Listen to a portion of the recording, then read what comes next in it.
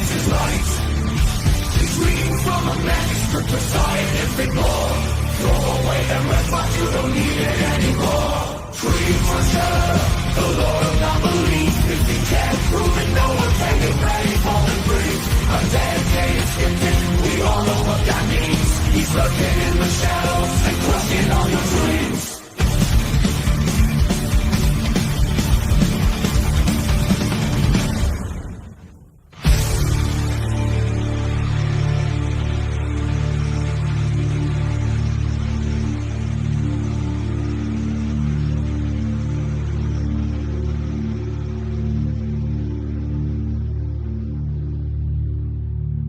Don't believe in aliens, they're never going to land.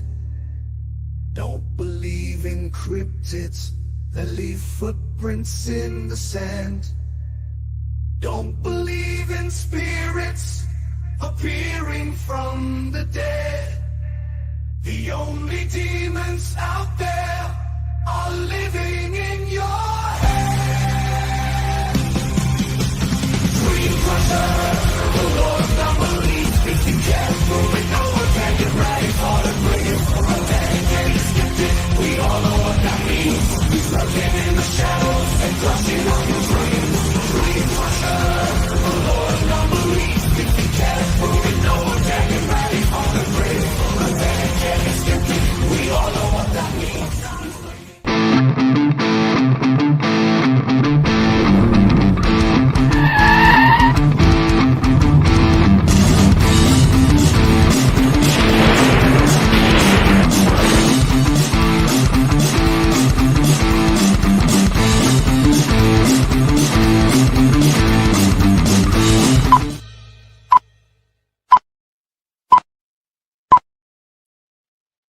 Hey there. So round 2, how does this sound? Hopefully this sounds better. I so hope so, because if it doesn't, I don't know what to do, and we'll be screwed. So I'm waiting for some comments. Give us some input. Yes, no, thumbs up, thumbs down. Is it too much? Faint? It's faint? Faint. Faint. He wants you to Sounds good faint. me. All right. Penny sounds good. Much better. Ben sounds good. Good. Let's learn something. Oh, there we go. That's what we need. Oh, Bob. Damn, dude. Thank you. Chocolate for Donna as well. Wow. My goodness, you are awesome. Thank you so much. I appreciate that. You're going to get some chocolate. All right. Sounds good. All right, everybody. Oh, son of a bitch. I did have to turn my volume up a bit. All right. So I don't know what that is. I don't know what's going on. But there's not much I can. Maybe I can do that. You can talk louder. You can shut up. I'm trying to be helpful. Shut your hole. Clearly, right, I turned it up a little bit. Let me know if there's any difference in there. So, all right. So let me maybe I should just keep. I need to go back to the basics and say hi to everybody and go through the rules. Because I think that's fucked up. We skipped the opening. So let's say hi to some people. We got Rababa, who is doing awesome. We got Damn It Bob in the house. We got William, Julie R, Steph, the Queen. We got Sue Mackey. We got Sky Talker. Sky. Wayne Dawson. We got Cat Mac. It's date night part 2. we got Daniel here. Booberry. Daniel's here. Daniel's in the house. Kit Ford. Who else? We got Bob. Bob. Damn it, Bob. Diane's in the house. Adrian Hill's in the house. Jeff AF. Jeff as fuck. I know I've done that. Didn't I say I wasn't going to do that anymore? Yeah. I'm sorry, Jeff. I'm not going to do that anymore. He will. I will. I will forget again. Emma, what's up? Rababa. And we got Autumn Sword. We got I'm gonna butcher this name. Giselle, probably. Giselle. Is that how you say it? Giselle. I'm sorry, Giselle. That's. I don't think I've ever come across that name before. I've heard it, but I don't think I've ever had to read it. You were thinking it was an animal like a gazelle. Yeah. It's actually different. I don't know if I wanted this. Well, no, I wasn't thinking that. I was just like, damn, I don't know how to say that. Oh man. All right. we Giselle, got John. I will, on behalf of Kenny, I will apologize for him never having heard the word or the name Giselle. We got John Kennedy, Grumpy Bear. We got Amy. Hey, Amy, what's up? All right. It's initials, but would not take periods. Oh, I get it, Jeff. All right. So, woo! I said hi to everybody. Awesome. Let's make sure we do the rules because I think StreamYard was like, you're not following the routine. Right. So let's go over this. Rule number 1 is that you are welcome to ask questions. That's what this show is about. It's a learning show. You ask questions. You usually get me, but now you have 2 people to answer your questions, which is great. I think that's two heads are better than one in most cases. Yeah. It really depends. Rule number 2 is that I don't know everything. Ben doesn't know everything, but we know a lot. And when you put us together, there's a lot more that we know. We know exponentially as much. Yes. Times 2. Yeah. Rule number 3 is that we follow the Patrick Swayze rule here, and that is be nice. That's really important. Be nice. You can be in the chat room, you can debate, you can discuss, you can disagree. That's cool, as long as you keep it civil and professional, ish, But if you start going into name calling and stuff like that, then forget it. Donna will boot your ass out of the chat room forever. You don't want that. You don't want that. No, you don't want that at all. Rule number 4. Excuse me. If you have a question, please do us a favor. Put a Q in front of it. We're going to hold the questions until the second hour of the show, because you guys know how this works. When we have a guest, we talk for the first hour, and then you guys come in with the questions in the second hour, and we try to answer as many as possible. And then finally, rule number 5 is drink up. Clink. Clink. Ooh. That's my favorite. I love that rule. All right. So let's put this. Oh, look, it turned out right. I'm the bartender. You're the special guest. Awesome. Well done. Taste? Yeah. It tastes good. It is fuerte, as they say.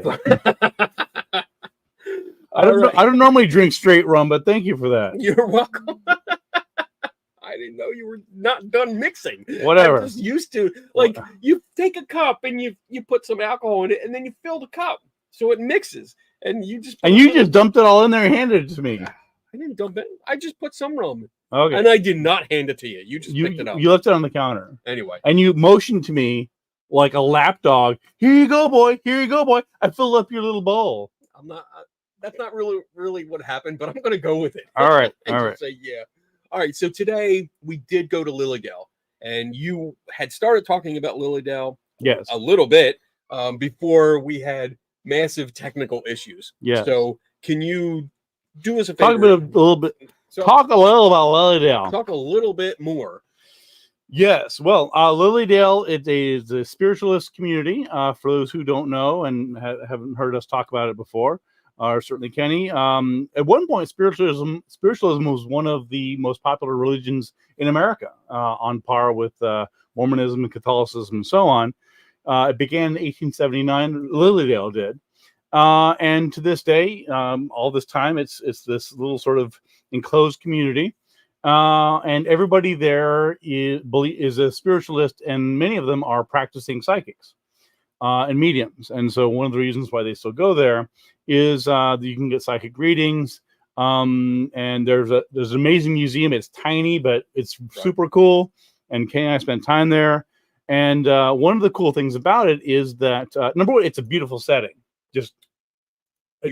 You keep talking. I'm going to share the. It is super cool of the museum. And it's a museum. It's just all amazing. Especially if you're into spiritualism and psychic stuff and mediumship, this is like a gold mine. Yeah, it's just super cool there. And including they have materials related to the Fox sisters. And this is Kate and Maggie Fox, who basically were. Well, let's just be blunt. They were faking spirit communication. What? No. How dare you, sir? Oh my goodness. Anyway, Anyway, long story short, so this is what Lilydale is. There's another one, I think, is Camp Chesterfield. So I think there's 2 or 3 remaining spiritualist communities in the country. Lilydale is the best known. And I was there 20 years ago with Joe Nickel and Kevin Christopher, our PR director at the time. And one of the coolest parts about Lilydale is they have a place called Inspiration Stump. And it's a place where it's in front of it used to be an actual tree stump, and then they had a big concrete one, and then now it's back down to a smaller one. But anyway, you can actually go and get free readings. We have to pay $15 to get in the door, right? Which is another issue altogether. Don't tell him about that. He's a little annoyed about that. Anyway, so you go in there, and I'm annoyed. Well, we talked about it. We discussed it. We'll circle back. Anyway, so that's what we did. In a nutshell, that's where we were. Oh, and the other cool thing about it is that its symbol is the sunflower. Which there's lots of sunflowers. It's a beautiful place. There's a lake there. It's just and there's us taking dueling selfies. There we are. Dueling selfies on either side. That's the stump. That's the inspiration stump that we're talking about. Yeah. Anyway, so in a nutshell, that's where we were. Yeah, and I mean, the idea was just to go and walk around, see what's going on, because I mean, it's a nice, peaceful little town. It is. It's beautiful. I mean, we walked in, we drove in, parked, and then walked. There's a lake right next to it. What is that? Casadega, right? Casadega Lake. Walked out the dock. I mean, it was nice and quiet and peaceful, and it's like you could just chill here. I wouldn't mind staying the weekend and just relaxing, or trying to. I mean, I say that, and I look right at Donna because it's like my version of relaxing is not actually doing nothing.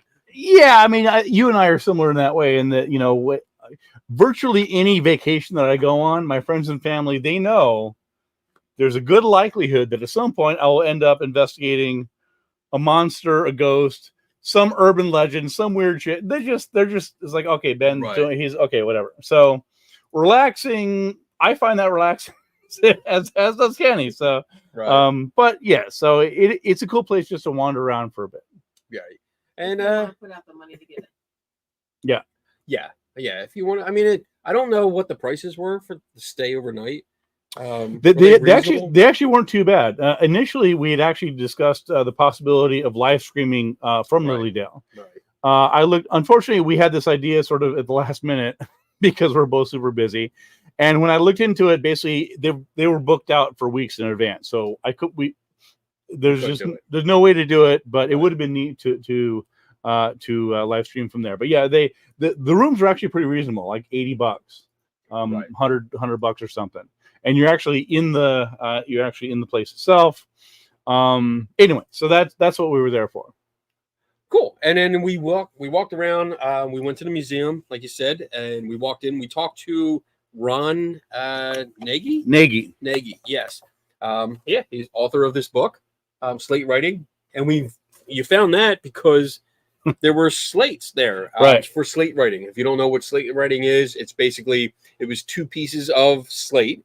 And usually there would be a chalk or a piece of pencil or lead or something in the middle of them. And the medium would claim that there was nothing on it. They would show you the slates and then put them together, hide them somehow. And then there was a message that would appear on them. And it would be from a spirit.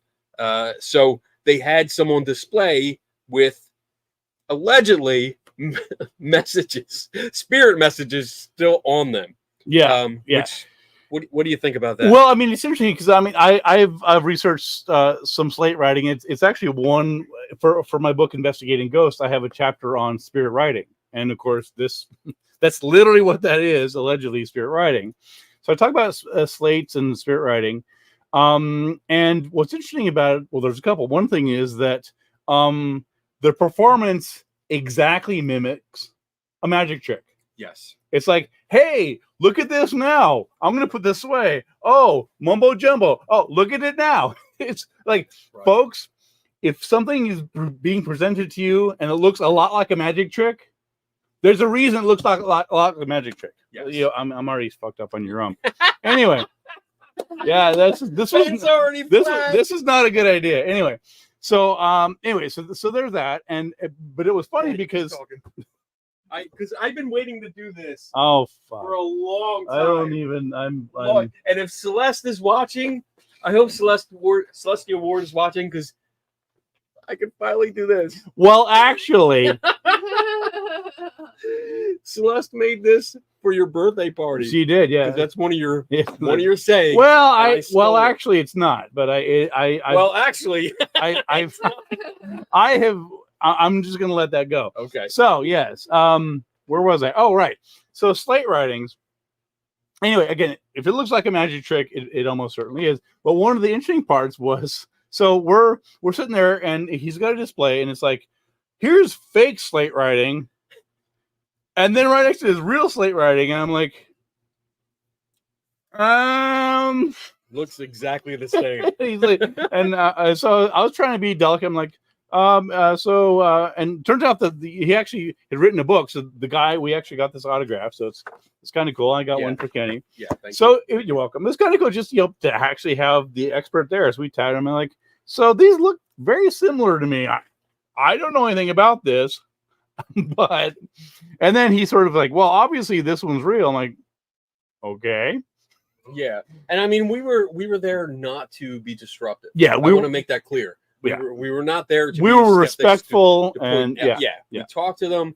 I mean, I can say that I actually helped the guy a little bit. You did. This is I figured like this is my way in, because Ben, you went to get the book because he told us about the book, right? And you were like, where can I get it? And the guy's like, oh, down. You just go down straight there. Go in the shop, it's right there, you get it. So you, boom, took off to get it. I'm talking to the guy, and he starts telling me, and this is an older gentleman. So if any of you are familiar with the stereotypical grandfather that any opportunity to tell a story or tell you a problem, they will tell you. And he started telling me about a problem about his laptop. He couldn't get it connected to the Wi-Fi in there, and he had no idea why. And they told him, I mean, I felt bad. So I started trying to give him instruction. And finally, he's like, do you want to sit down? Do you want to sit down and do it for me? And I was like, sure. So I sat down. I got on his laptop. I hooked him up to the internet and the Wi-Fi.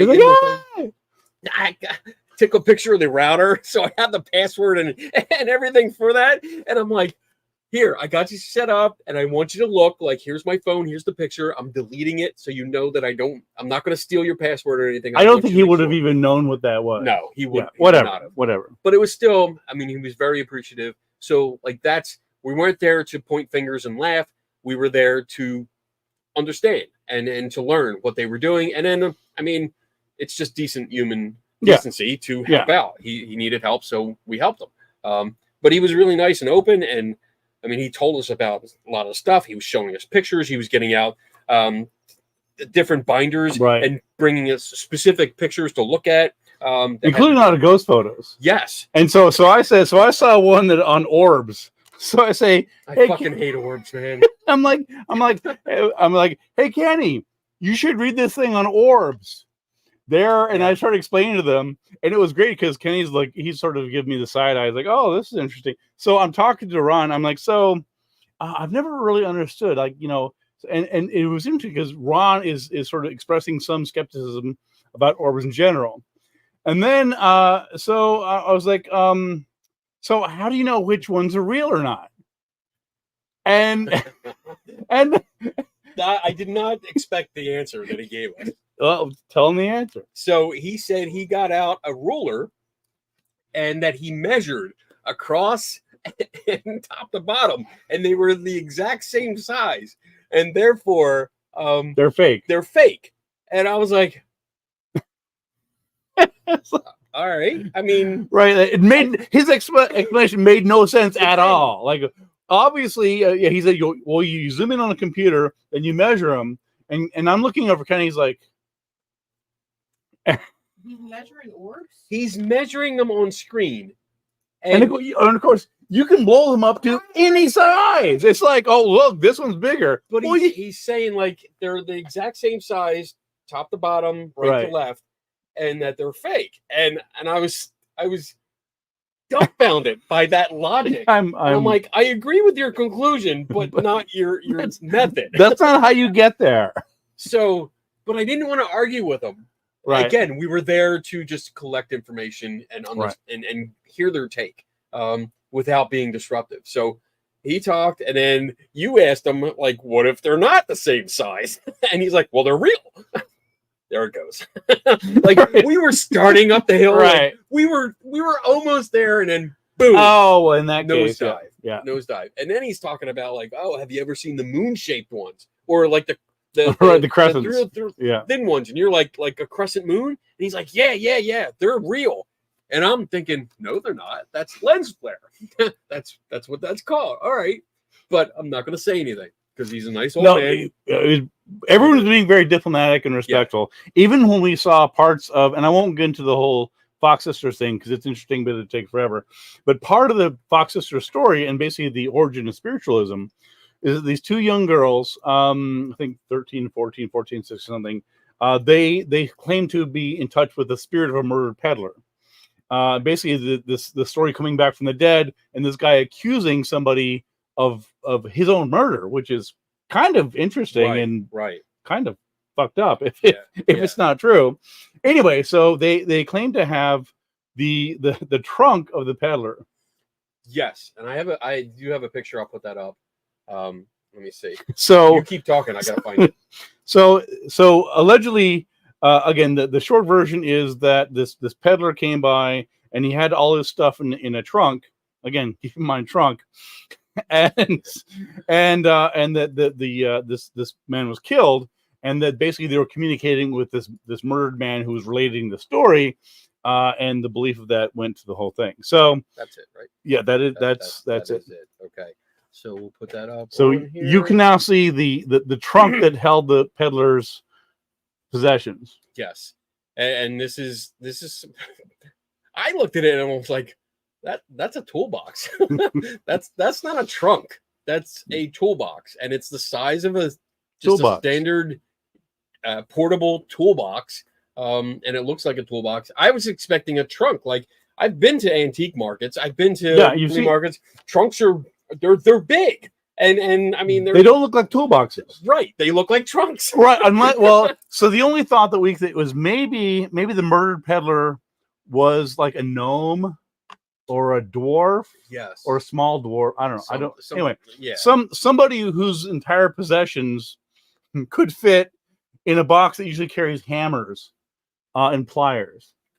I don't know. Thank you, people. Look, we're getting an agreement. Yes, thank you. Thank you. I mean, or a troll. Thank you, Daniel. I got to tell you about the troll story. Okay, all right. I'll tell you about that after the show. Yeah. But yeah, I mean, it doesn't add up. The other, I don't know if this will let me. This won't. It lets you do anything. Well, you're in charge. I can go back. I think. Oh yeah, there's a spirit trumpet. I'm trying to look for the. Oh, there's some.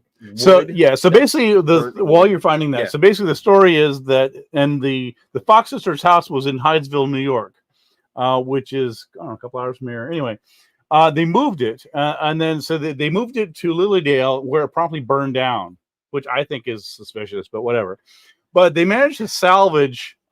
They allegedly managed to salvage some of the pieces, including the murdered peddler's toolbox. Yeah, there's a sliver. There's the picture of the house burning. That's okay. Well, all right. That's not the okay. All right, fine. And why? Never. Is that that's it's not. I don't even. That's the picture they had in the case. Yeah, but it's it's. I mean, that's what they had in the case. Yeah. All right. I'll be honest. I'm skeptical. Yeah. I mean, but whatever. That's the house when it was moved, because there was the plaque was there. That's true. Yeah, that's still there. So let me see if I'm over here. You can see that on the screen. But the plaque wasn't there. This plaque is still here.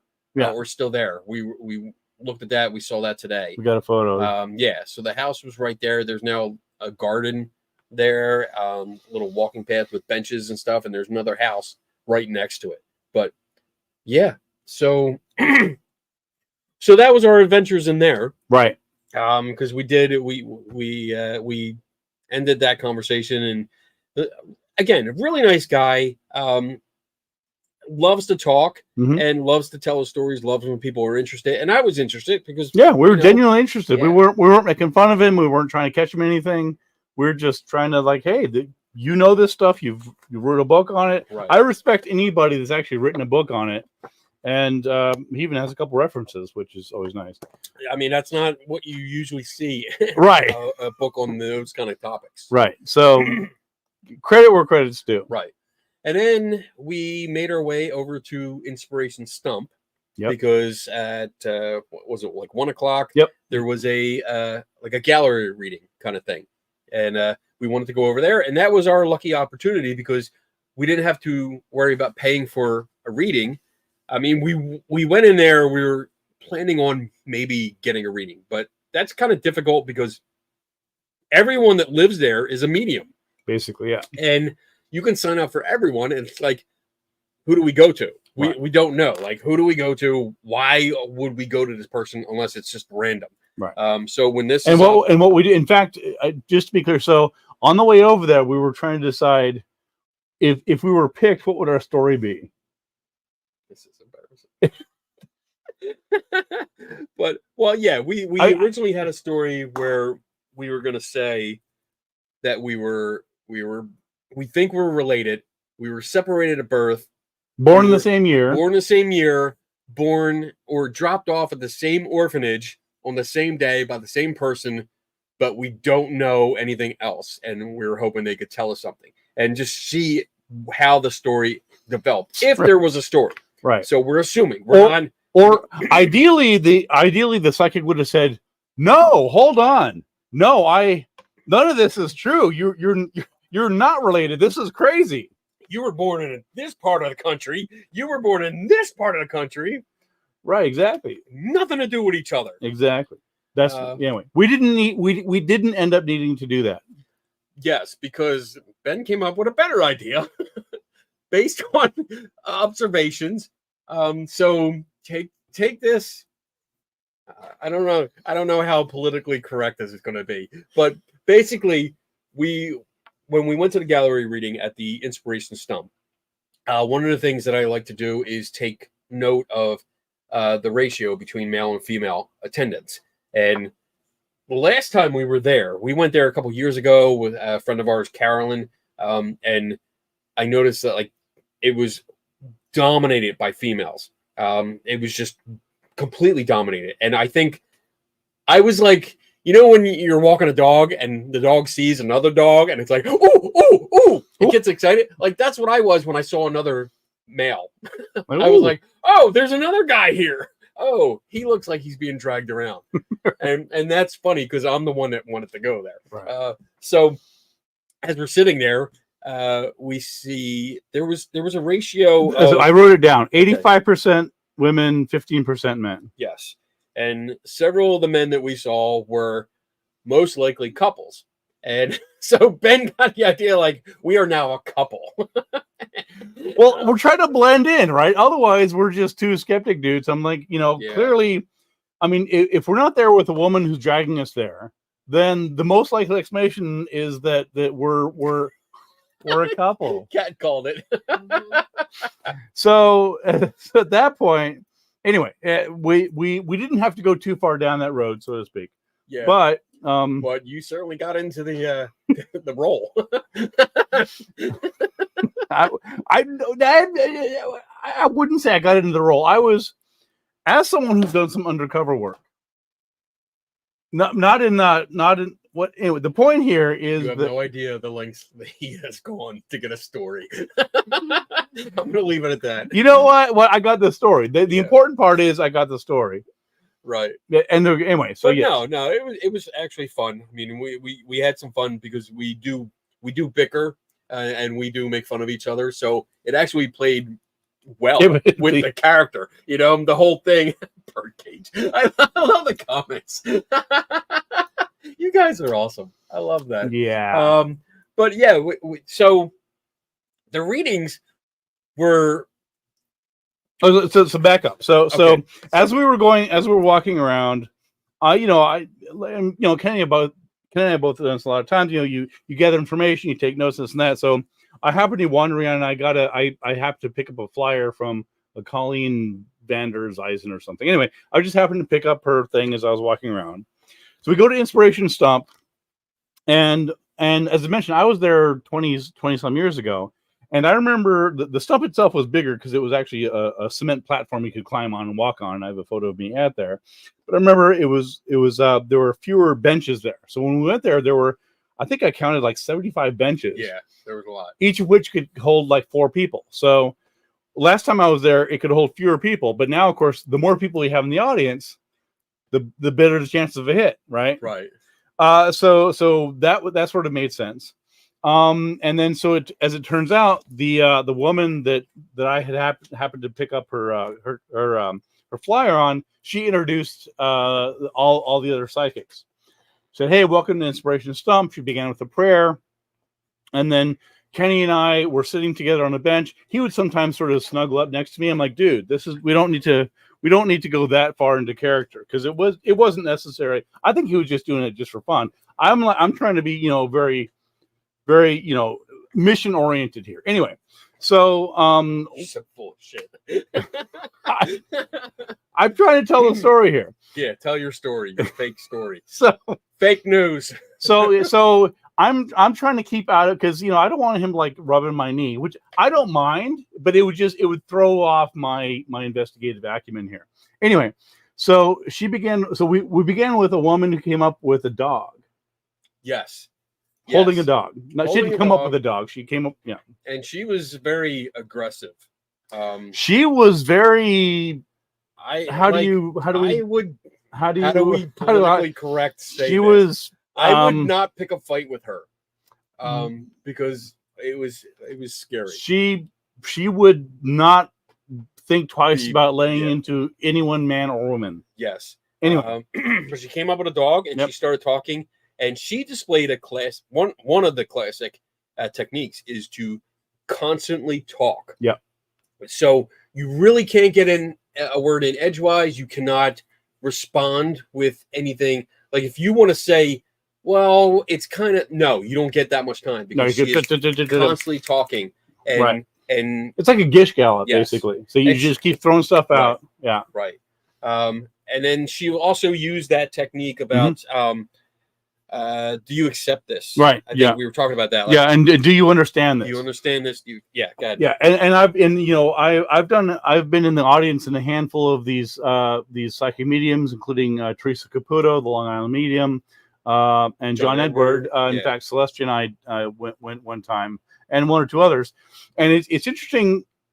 I mean, it's one thing to sort of see them on TV. It's another thing to actually be there in the audience, seeing the reactions, seeing their techniques, seeing them do this in real time. And, they talk very fast. And do you understand this? And it's not a question. It's a rhetorical question. Do you understand this? Blah, blah, blah. And you don't have time to say, no, I don't. Or, I understand what you're saying, but you're wrong. There's no time for any of that. So it was very sort of bulldozery. Right. I'm going to tell you about this. And if you don't understand what I'm talking about, then you guys are wrong, or you'll figure it out later, or we're moving on. I'm going to jump ahead. You can put that Autumn's question because it does answer it. Yes, this is pretty much a gish gallop. It's because it's a technique where you overwhelm your opponent with arguments and statements and stuff, and don't give them enough time to respond. And that's what we saw. Yeah. Like she was talking so much and throwing out ideas or statements. And so part of it, this is actually good. Part of what we were doing, I was not snuggling. What I was doing was like you were facing front. Right. Yeah. And I did turn sideways. And I think I was actually sitting cross-legged at one time, but I was sitting sideways. I wasn't looking. Facing you. Okay. No. But inviting people in. That's a Big Bang reference. Continue. But I was watching the person the sitter. I was watching the sitter because I wanted to see the client. Yes. And I wanted to see their reaction. And when these questions were being asked, the sitter would stop and be like that. They would make the face like, I don't know what you're talking about. And this particular psychic was going, okay, so all right, good, all right, and then say something else. So there was no acceptance, there was no confirmation. It was, no one, and the reason I do this is because everyone was looking forward.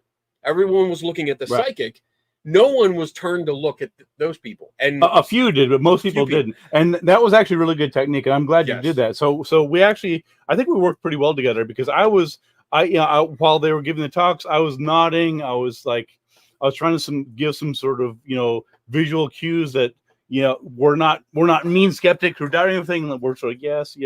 And then meanwhile, as you said, because as you point out, if you're just watching the psychic, which is the natural thing, because the bench is faced that way, you're not seeing the person saying, or shaking their head, and sometimes you don't even hear them. So all you hear is this continual patter of the psychic, the medium, giving their information with no pushback, no context. It's just sort of, they're like, oh, okay, I guess she agrees, and then move on. Right. And that's how it looks. Because, I mean, if you have the person up there, basically the person on stage, she wasn't on the stage, but the person on stage with the microphone is running the show. And when they make a statement and they pause momentarily and then continue on with the impression to the crowd that what she said was true or accepted as true, and then moves on.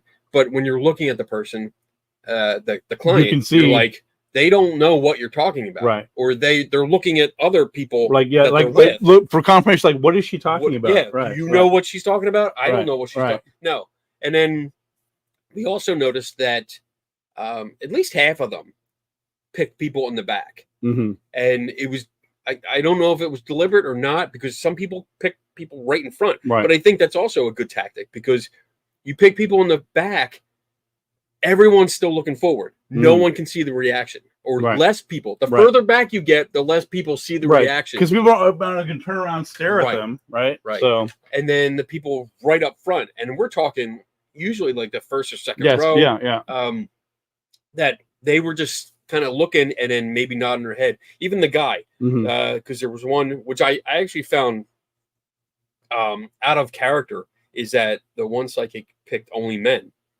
And I didn't know if that was deliberate because of the ratio that was going on, but picked only men. And then the men were the guy right in the first row. He didn't really give too much.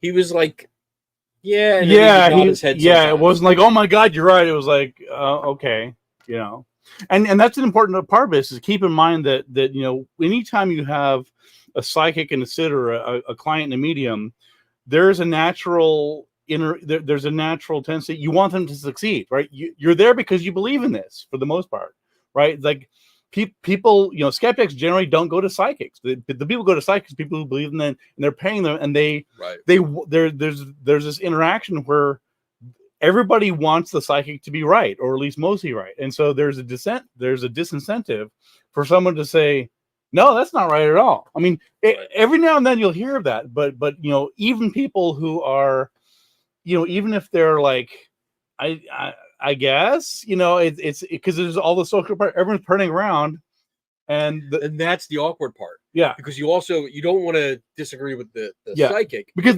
it is an authority, right? They're the psychic. We have traveled paid a lot of money to be here. And you're not, you don't want to embarrass yourself. You don't want to embarrass the psychic, so you're more likely to sort of go along with it.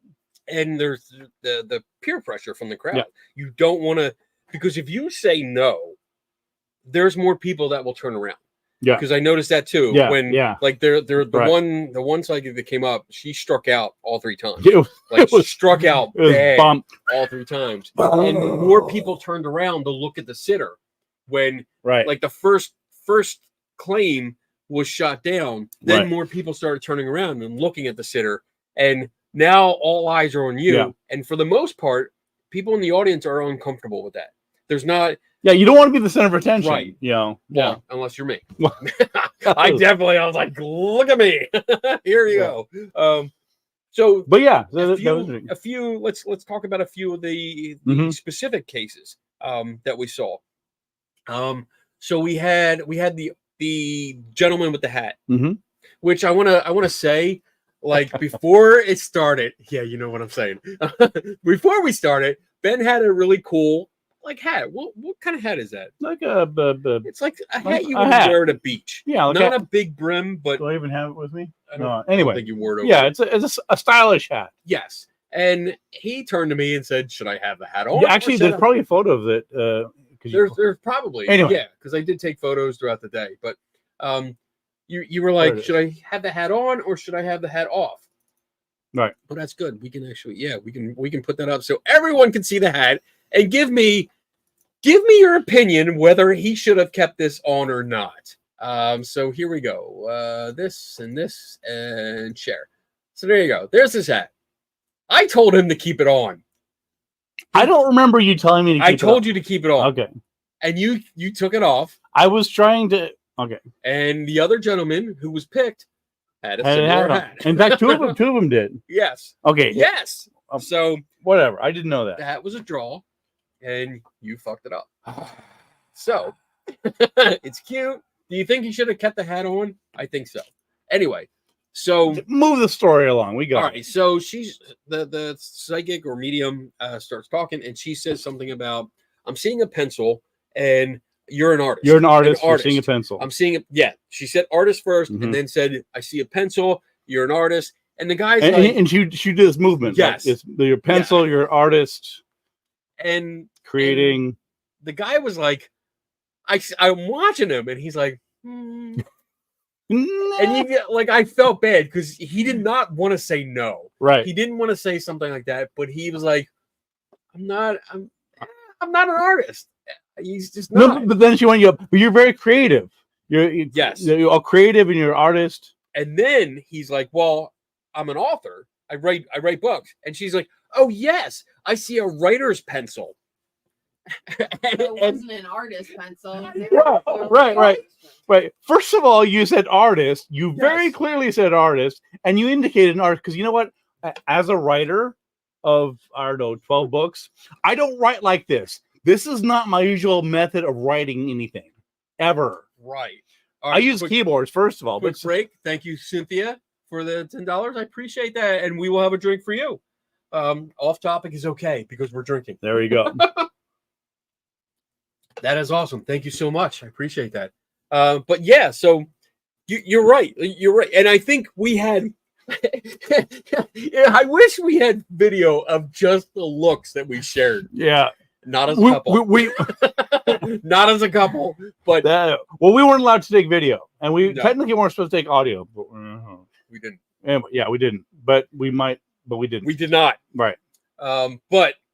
We like both of us kind of shared that quick look like that's not what she said. That's not what she said. No, she totally changed that. That is not right. Changed that up like totally.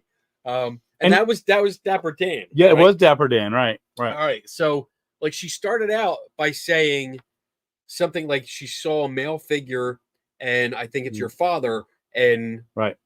His nickname, like that's what I heard, and I'm not sure if that's exactly what was on there, but I heard like people called him Dapper Dan, and he's like, no. That was not a hit at all. But he's like, oh no, my brother's name is Dan, and then I don't know where she went from there, because I was like, oh, she missed, right? Like, and I was like, bam. Like, oh, okay, well, yeah. So, and oftentimes they'd recast it. So.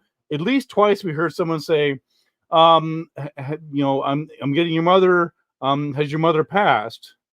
Right. Suggesting that, of course she has. I'm like, no, like, oh, it must be your. Oh, okay. Well, then it must be your grandmother. Oh, your grandmother hasn't passed. Yeah.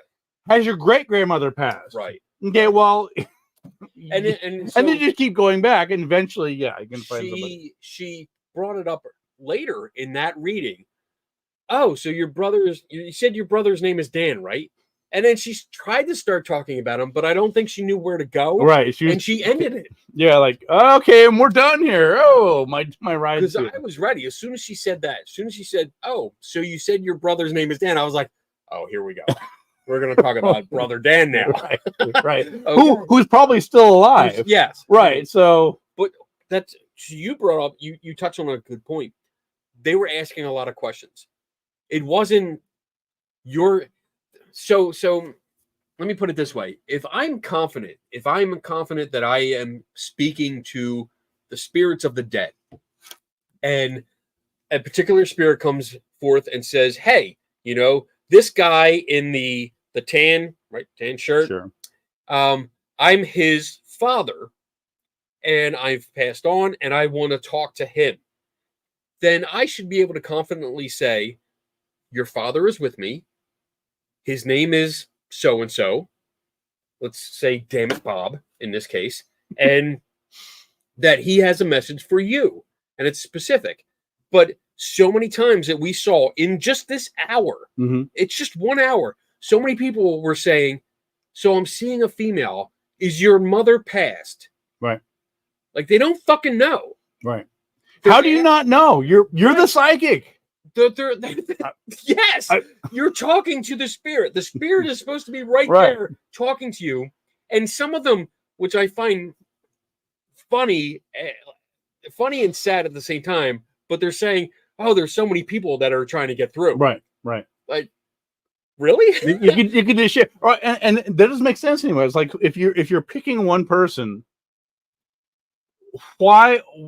First of all, how could you not know whose spirit what the connection is? Like, how do you not know that? I mean, if you really are talking to some disembodied spirit who has some connection to some specific person, right? Like, why isn't the spirit standing next to the person going, yeah, I mean, it's just this one right here. This is who I'm related to right here. Talk to them. And it was just a lot of cliches. And one thing that we both saw was there was a lot of, I mean, there was, you know, on the surface of it, there seemed to be readings and lots of interaction, but in fact, there's actually relatively little interaction. There was the mediums who were giving stuff out, and there was only a little bit of people sort of going back and confirming or denying. So there was actually relatively little of that, and that was the part of the problem. And the names, like, so the names alone, right? When we start, right. It should not be, I see an older female. Is this your mother? That should not be the first question. Right. It should be, hey, I have Susan Brady here with me. Right. Who does she belong to? And how can the dead spirit not know her own name? Right. I mean, because they're giving, to be very clear, they're giving very specific information.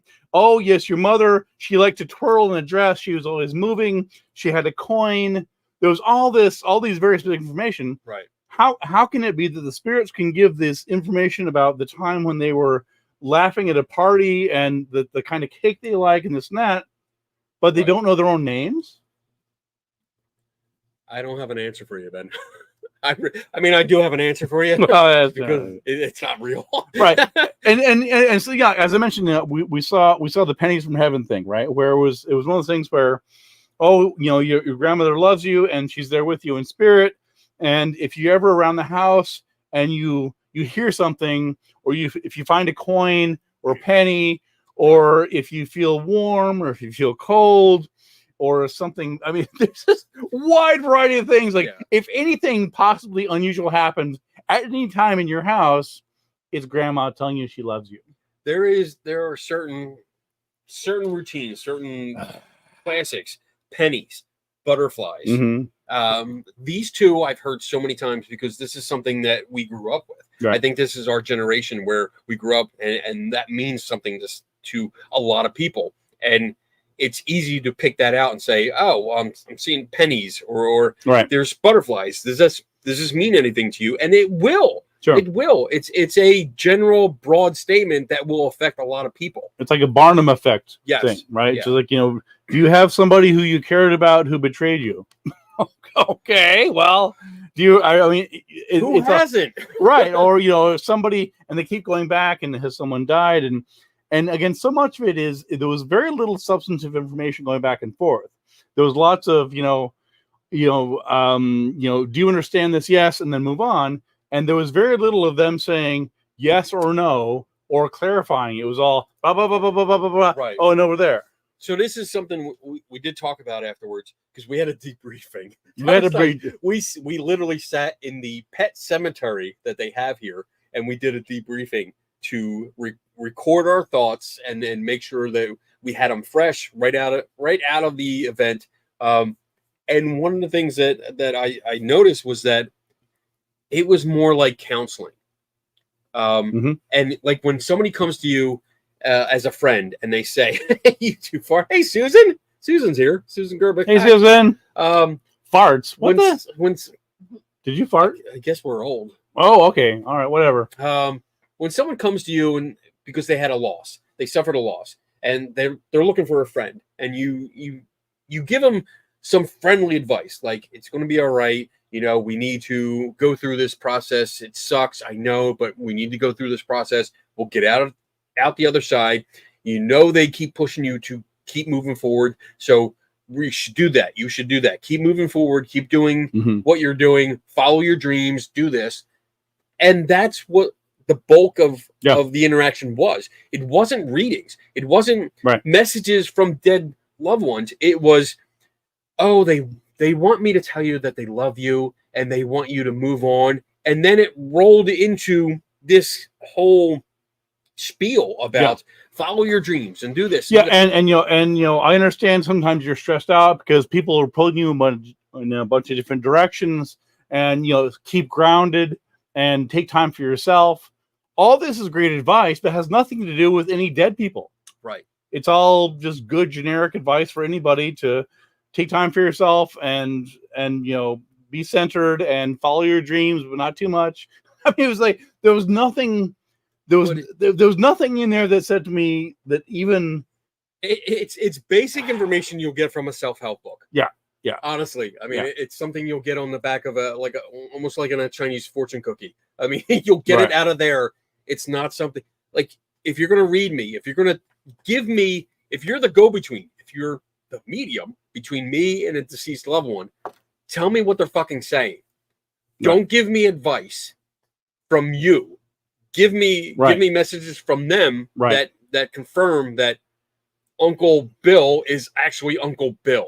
And it's something specific. I mean, it's like, presumably the reason that we're being contacted by these people, these dead people, is because they have some special information for us. Right. Not just some generic, we love you, don't work so hard, take time for yourself, be creative. You know what? That's the same messages aliens give us. Right. There is no difference. This is not helpful, folks. But so here's the other interesting part, right? So the guy with the hat. Right. So here's an interesting little twist to it. So at one point, she says, so as Kenny are listening to the readings, and it was about an hour or so. There were 5 or 6. Right. And as we're going through these, I was doing a couple things. One of them was I was listening to see whether they applied to me. That is, if they'd called on me, if I could honestly say yes to this, because I was curious, if it's so generic that I mean, the fact is probably a third of the people were like, yeah, that could have been me, right? Right. And so I was listening for, is there anything that is specific enough to that particular person that I could think maybe it wouldn't be just sort of a Barnum effect general thing. Right. And in one case, the person, so I'm also listening to this, and Kenny was doing the same thing. We say hi. Thanks, Rob. Hey, Rob. That. You'll need beers to go with the rum, Kenny. I love your show, man. It's the highlight of my week. Thank you, Rob. Baba. Thank you so much. I appreciate it. Go ahead. I'm sorry. Yes, no. Make sure you get the rum in. Yes. And so that's something that I try and do. And I actually did this. I've done this with. I've been to these medium psychic readings maybe 8 or 10 times, maybe a dozen or so. And one thing I often do is I'll listen for something that is very specific that might be potentially actionable. That is something that like, oh my God, your great uncle died in World War II in a submarine. I'm like, wow, is this true? In this particular case, what the reading was, oh yes, you're a budding medium, and you're working on being a medium, and you just need to keep going at it. And I'm thinking, okay, so I'm filing that away. And then after the meeting broke, we actually went and chatted with Colleen. Yes. Who was very nice. Yes, very nice and delightful woman. Yes. Yeah, very very very pleasant and open. And we asked questions. Yeah. She was for example, very forthcoming. For example, one thing that I didn't know, which you had kind of clued into, was that the mediums who show up are just whoever shows up. So it's not scheduled. You can't say these meetings are going to be. It just whoever shows up.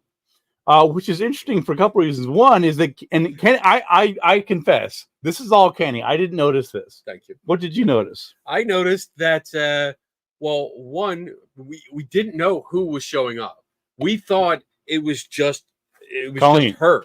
Like, we thought it was just her. That's it. Then I noticed that the mediums that showed up, that came up on stage, they had actually mingled with the crowd before we got started.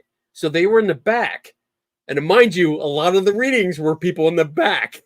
But they mingled with the people in the back and talked to them, and then sat down along the side, like all in a row.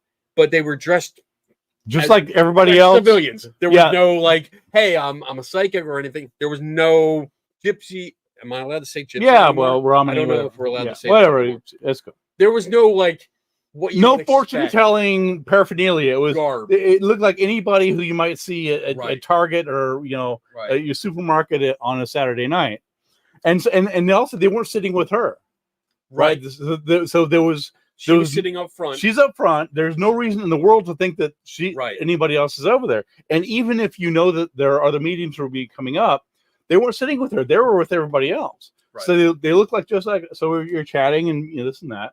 And he's like, yeah, huh? Interesting that they were all there early. All there, yeah. To talk to people about why they were there and in the back. This is a technique called pre-show work. And it's basically exactly what you think it is. It's you show up early, you have conversations with people, you don't let them know who you are, and you talk to them, you get information, you go back to your seat, and you memorize it.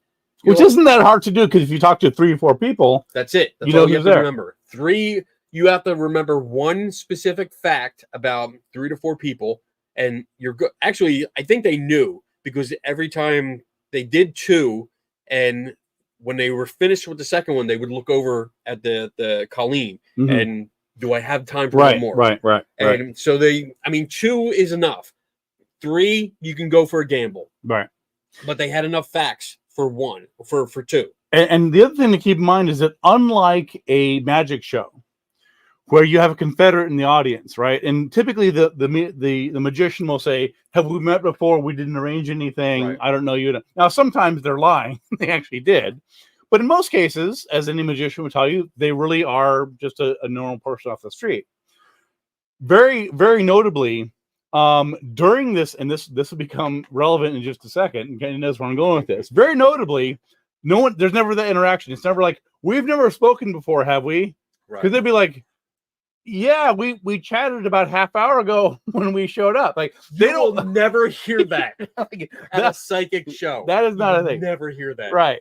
So after the show, and we're sort of milling around, and just as a tip for any investigators, always be on, always be listening. Don't assume that because the show is over, the investigation is over. Right. You can learn lots of stuff afterwards. After the initial mission. After the show's over, there's a lot to be learned. So the after party is where the party starts. so I went up to so most of the people are clearing out, and again, we were just sort of chatting, and Kenny and I were trying to save our like discussion for later on, because we don't need to go into it now. And there are people still around, and again, we didn't know. There's lots of psychics who were milling around. Who was who? We know who was who. There was one lady that in particular that I did want to try to find. Yes. But we never found her. We didn't find her. That was a dead end. But I did see the one guy in the cap, and I remembered, the medium had said that he was a budding psychic medium. Yeah. And so I was like, because keep in mind that, of course, in the context of the reading, no one else knows it. No one's questioning anything. It's all yes, no, and go on. And so if the psychic says, "Oh, you're a budding psychic medium," okay, everyone else in the audience assume that's correct. Oh my goodness! And when the kid says, "Yeah, well, yeah, I am," oh my god, right? It looks amazing. It looks like that's a really good hit. And so I asked him, and I said, "So are you? This is interesting. How long have you been in psychic medium?" And he says, "Yes," and then he says, "Yeah, I've been coming here for 14 years." And Kenny are like, I almost lost it. I seriously almost lost it at that point because as soon as we got away, it was one of those points where situations where like we gotta go because I'm gonna lose my cool. I'm gonna lose my cool. And we actually stayed and talked to him. Yeah. And I want to say he was a really nice He was kid. a sweet guy. Yep. Really nice guy. I got nothing against him. I do think he does believe this. And he be too much into it. But when we talked to him, and I'm going to show you, this is him. We got a picture with him. But when he said that he's been coming there for 14 years, it was like, are you fucking kidding me?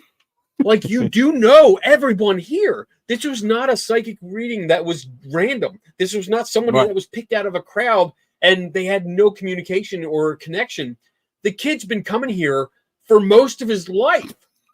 And yet there was nothing that made it made it look like just somebody in the audience, and there was no hint, no suggestion, like, oh, Jimmy, you're here. Well, let me do a reading for you. Nothing. The whole thing was framed like he was just some stranger that happened to be there, and we're like, you knew this, dude. You knew that, and that kind of burned me up because like this kid knew, like you know everyone that lives here. You train with them. You get trained by them. You take classes here. So don't tell me you don't know each other. Right, and don't pretend you're like, oh, that's a good hit. You've known me for a decade. Right. So like oh, you're a budding medium? No shit. You have reservations and you're not coming out of your shell? No shit. Like he told us all this stuff within the 2 minutes that we talked to him. Right. And he's been there for 14 fucking years.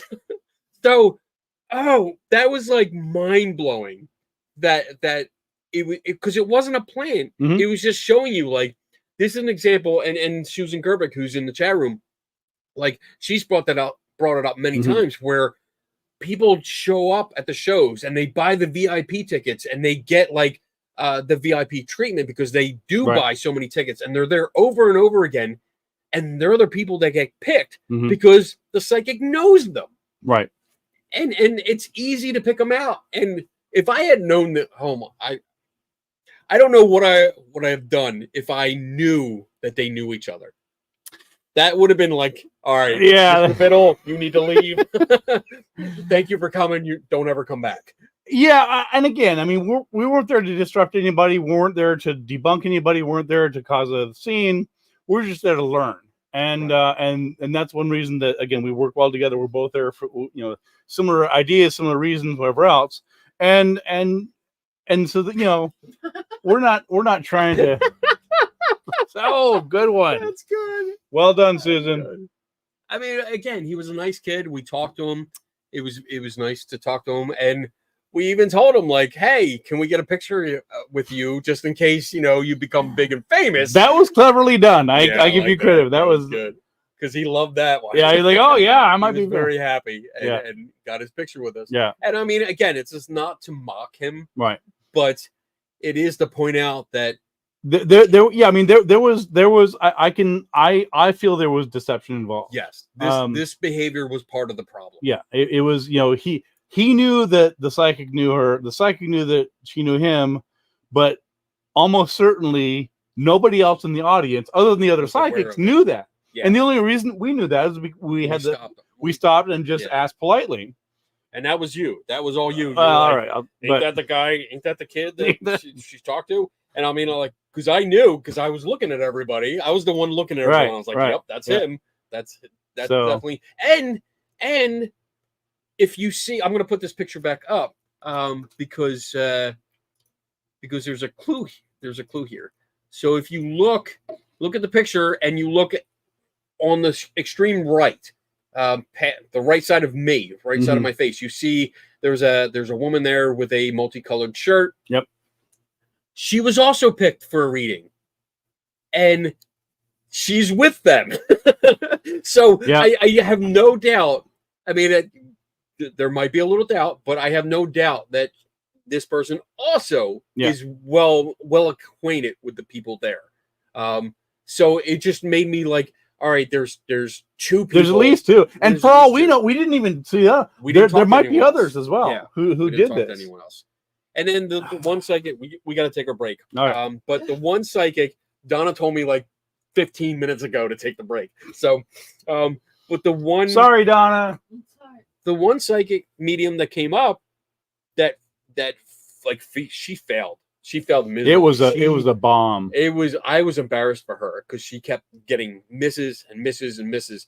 But she, in the beginning, they told us, like, if you already had a reading, feel free to tell us so we can move on to somebody else. And she picked what, three people that already had a reading.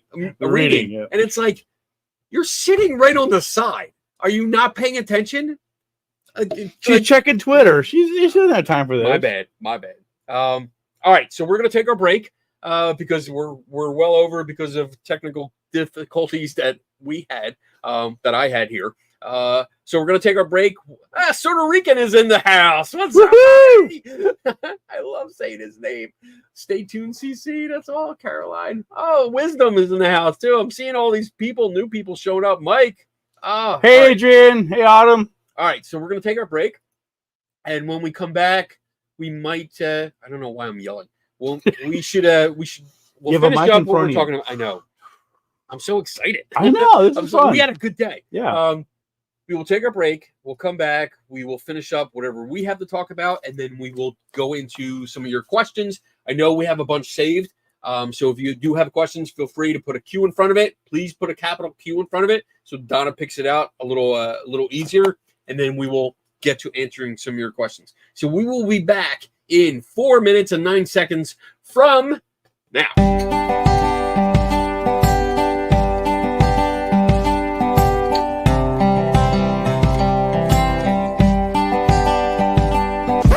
And now for something completely different. Welcome, my fellow skeptics. Welcome, one and all. I am the chief investigator. Oh, come along, old chap. We will have a ball. Now, if you will excuse me, it's time to open the mic. Good night. Good night. Kenny Biddle's the name, investigating's my game, and I will have at it. Quid pro quo. As the head of this committee, hunting for ghosts can be shitty, but there is nothing better that I know. I am a skeptic through and through. I question everything, don't you? Let's open the bar and ask some questions, alright? Maybe you might find an answer or two.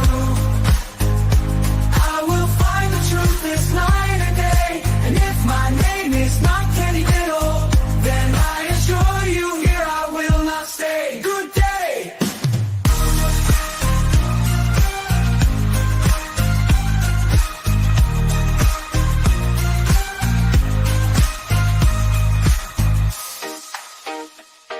Kenny Biddle's the name, ghost hunting's the game. I won't let anything get in my way. Too many fakers out there, too many chefs, too many toe tappers, none of it makes any sense.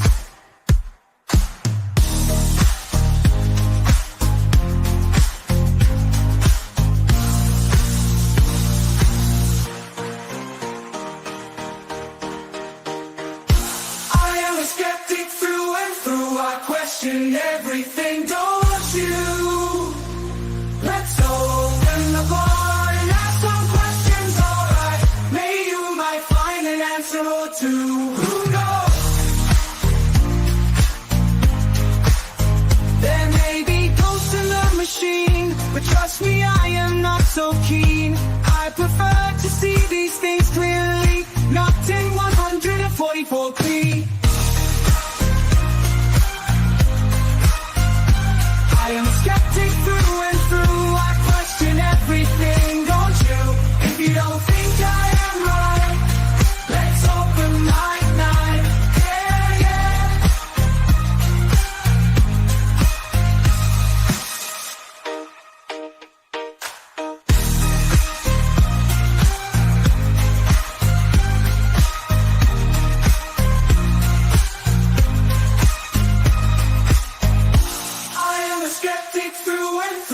question everything, don't you?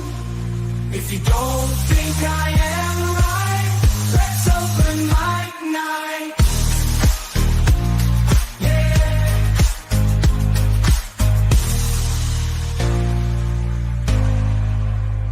If you have an answer or two, let Kenny Biddle solve it for you. Let Kenny Biddle solve it for you. The one and only Kenny Biddle. Kenny Biddle. Kenny Biddle.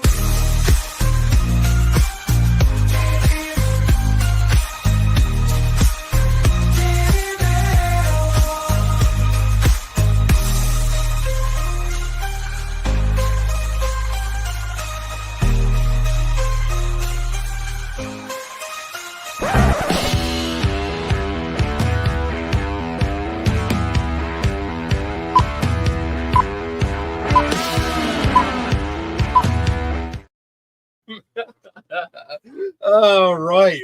Having a great time. I hope you guys are enjoying the show. We're having so much fun here. We're recapping what we did today and just going through it. And hopefully, I'm hoping that you guys are learning from our experience.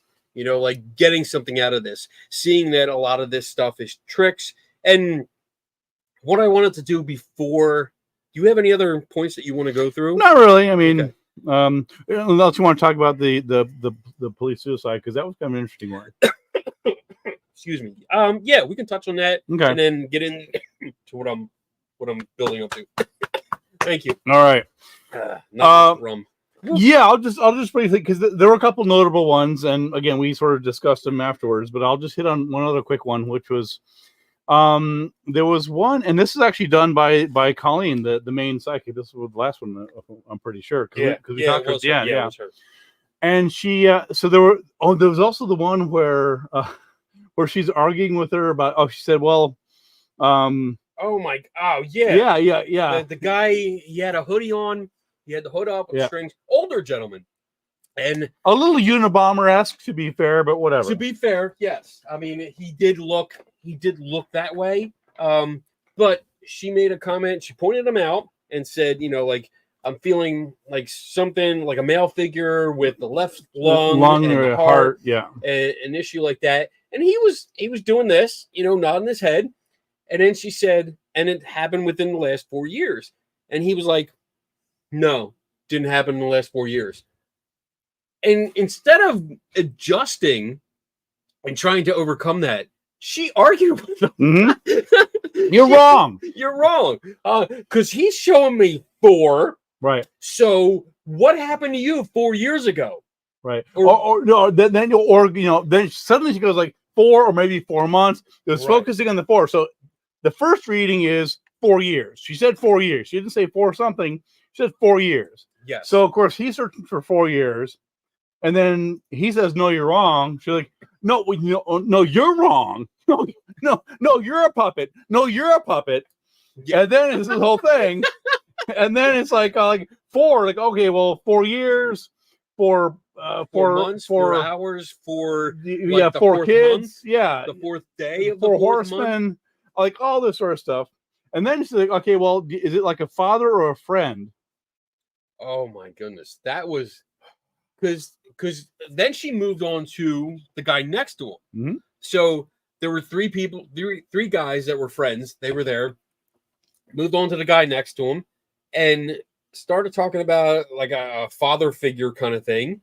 And she's like, yeah, is a father or friend? And he's like, well, you know, not, he was family, but not family. Right. And what about you? Like, what does that mean to you? Tell me in the comments. What does that mean to you? Because to me, that means it's like a very close friend that is part of the family. Like, there's people here, like, consider him my brother, you know, like, he's more family than friend, except when you're an asshole. Well, that goes without saying. I mean, there are some people like you. I'm sure we've all grown up with someone that you called aunt or uncle that was not actually a relative, right? And they're just part of the family. So the guy said this, and she's like, "Well, is it friend or family? It's either one. It can't be both. He's like, well, it was a stepfather, but they were never married. So not by law a family member. Right. And she's like, well, that is a friend. And fuck you. And like with such attitude. Yeah, I was just like, like, I'm trying to do a job here. You know that I'm right. And it was like give him a break, man. It's like, yeah. I like, is his dead father Fred being an asshole like you? Or is it just you? Right. Anyway. So anyway, and then the other one was so it struck me. She says, okay, well, there's somebody who had, so he called on she I think it was a she called on a woman and said, I'm getting there's a man, he's in the military or he's an ex-police officer, I'm getting a suicide. And I'm thinking, well, first of all, suicides are unfortunately very common. In fact, there are more suicides than there are homicides. And particularly in the services, police officers, armed services, the suicide rates are higher than average anyway.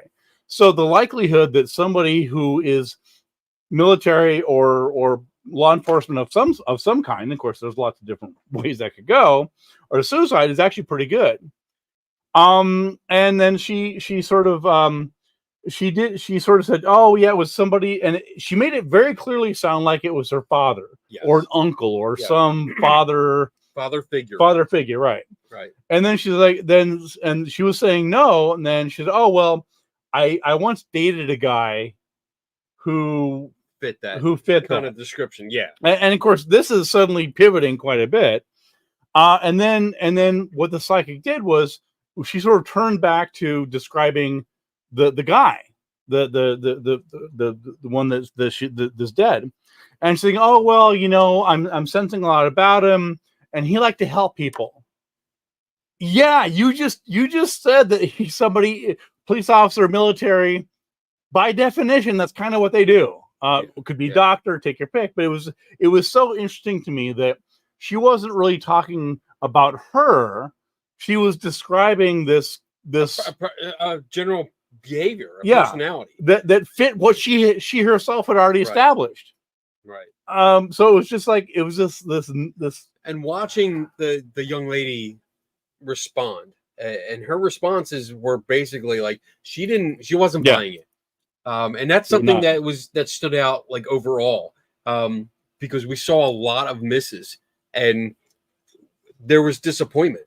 I saw a lot of disappointment in people's faces. Like they were so excited to be picked. And then the excitement went from that to, okay. And then looking around and kind of like, this is not what I expected it to be, because they expected, actual communication with deceased people, and that didn't happen at all. Right. And then afterwards, because when we chatted with her, she said, yeah, on the suicide over there, I felt like it was a gunshot.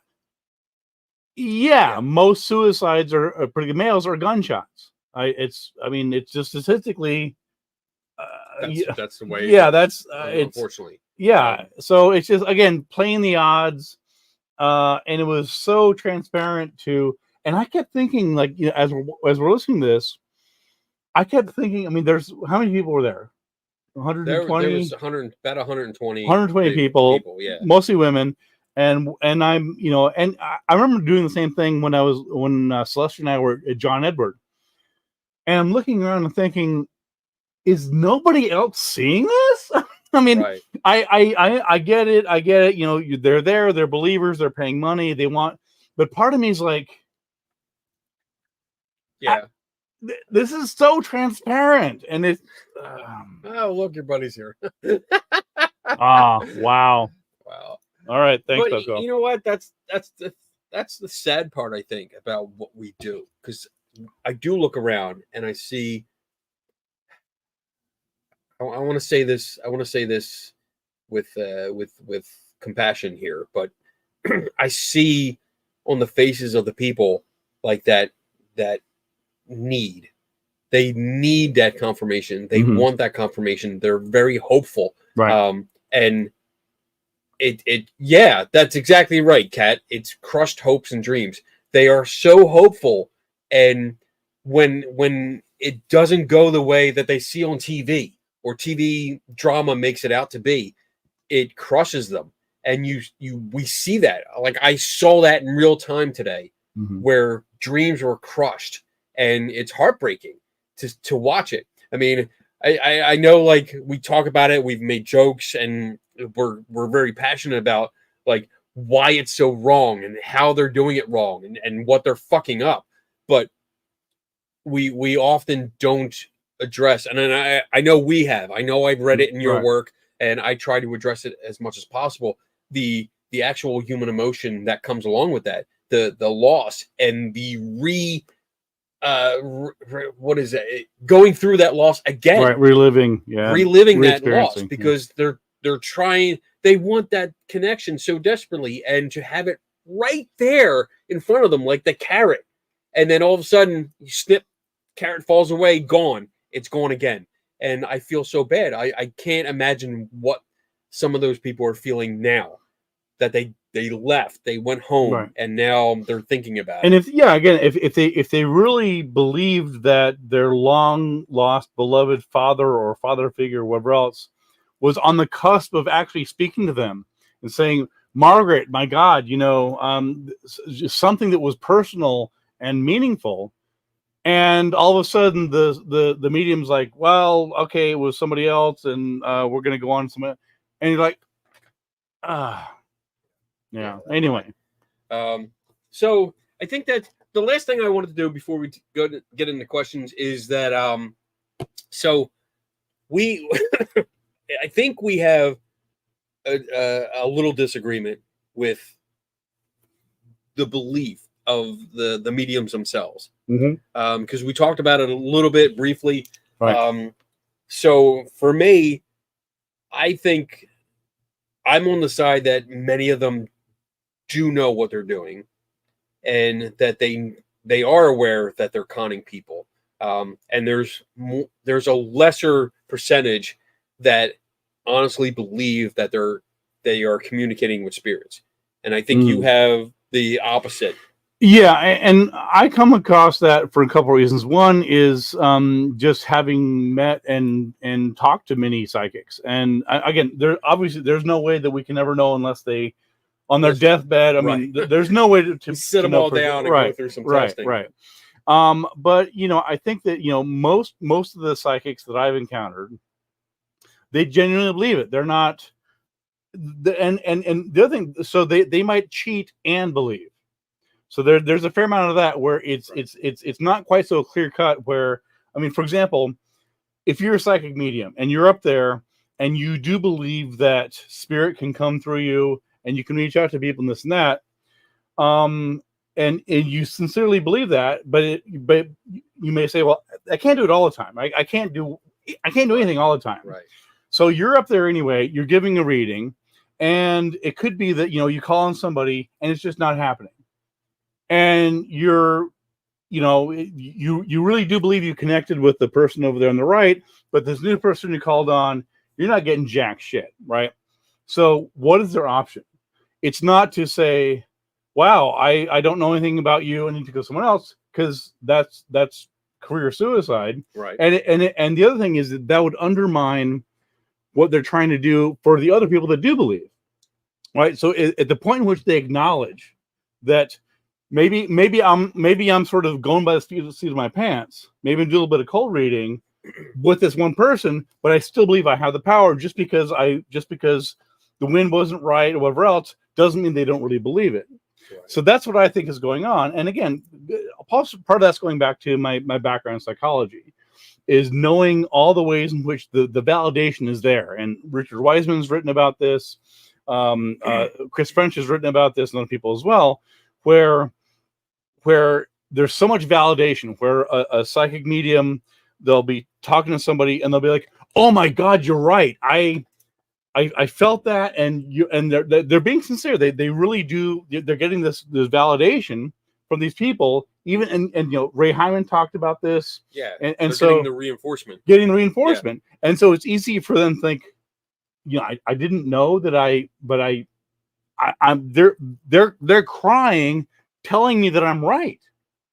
Right. And I can see like that's Right. very powerful. And even if I may doubt my abilities now and then, they're in tears thanking me for getting them in touch.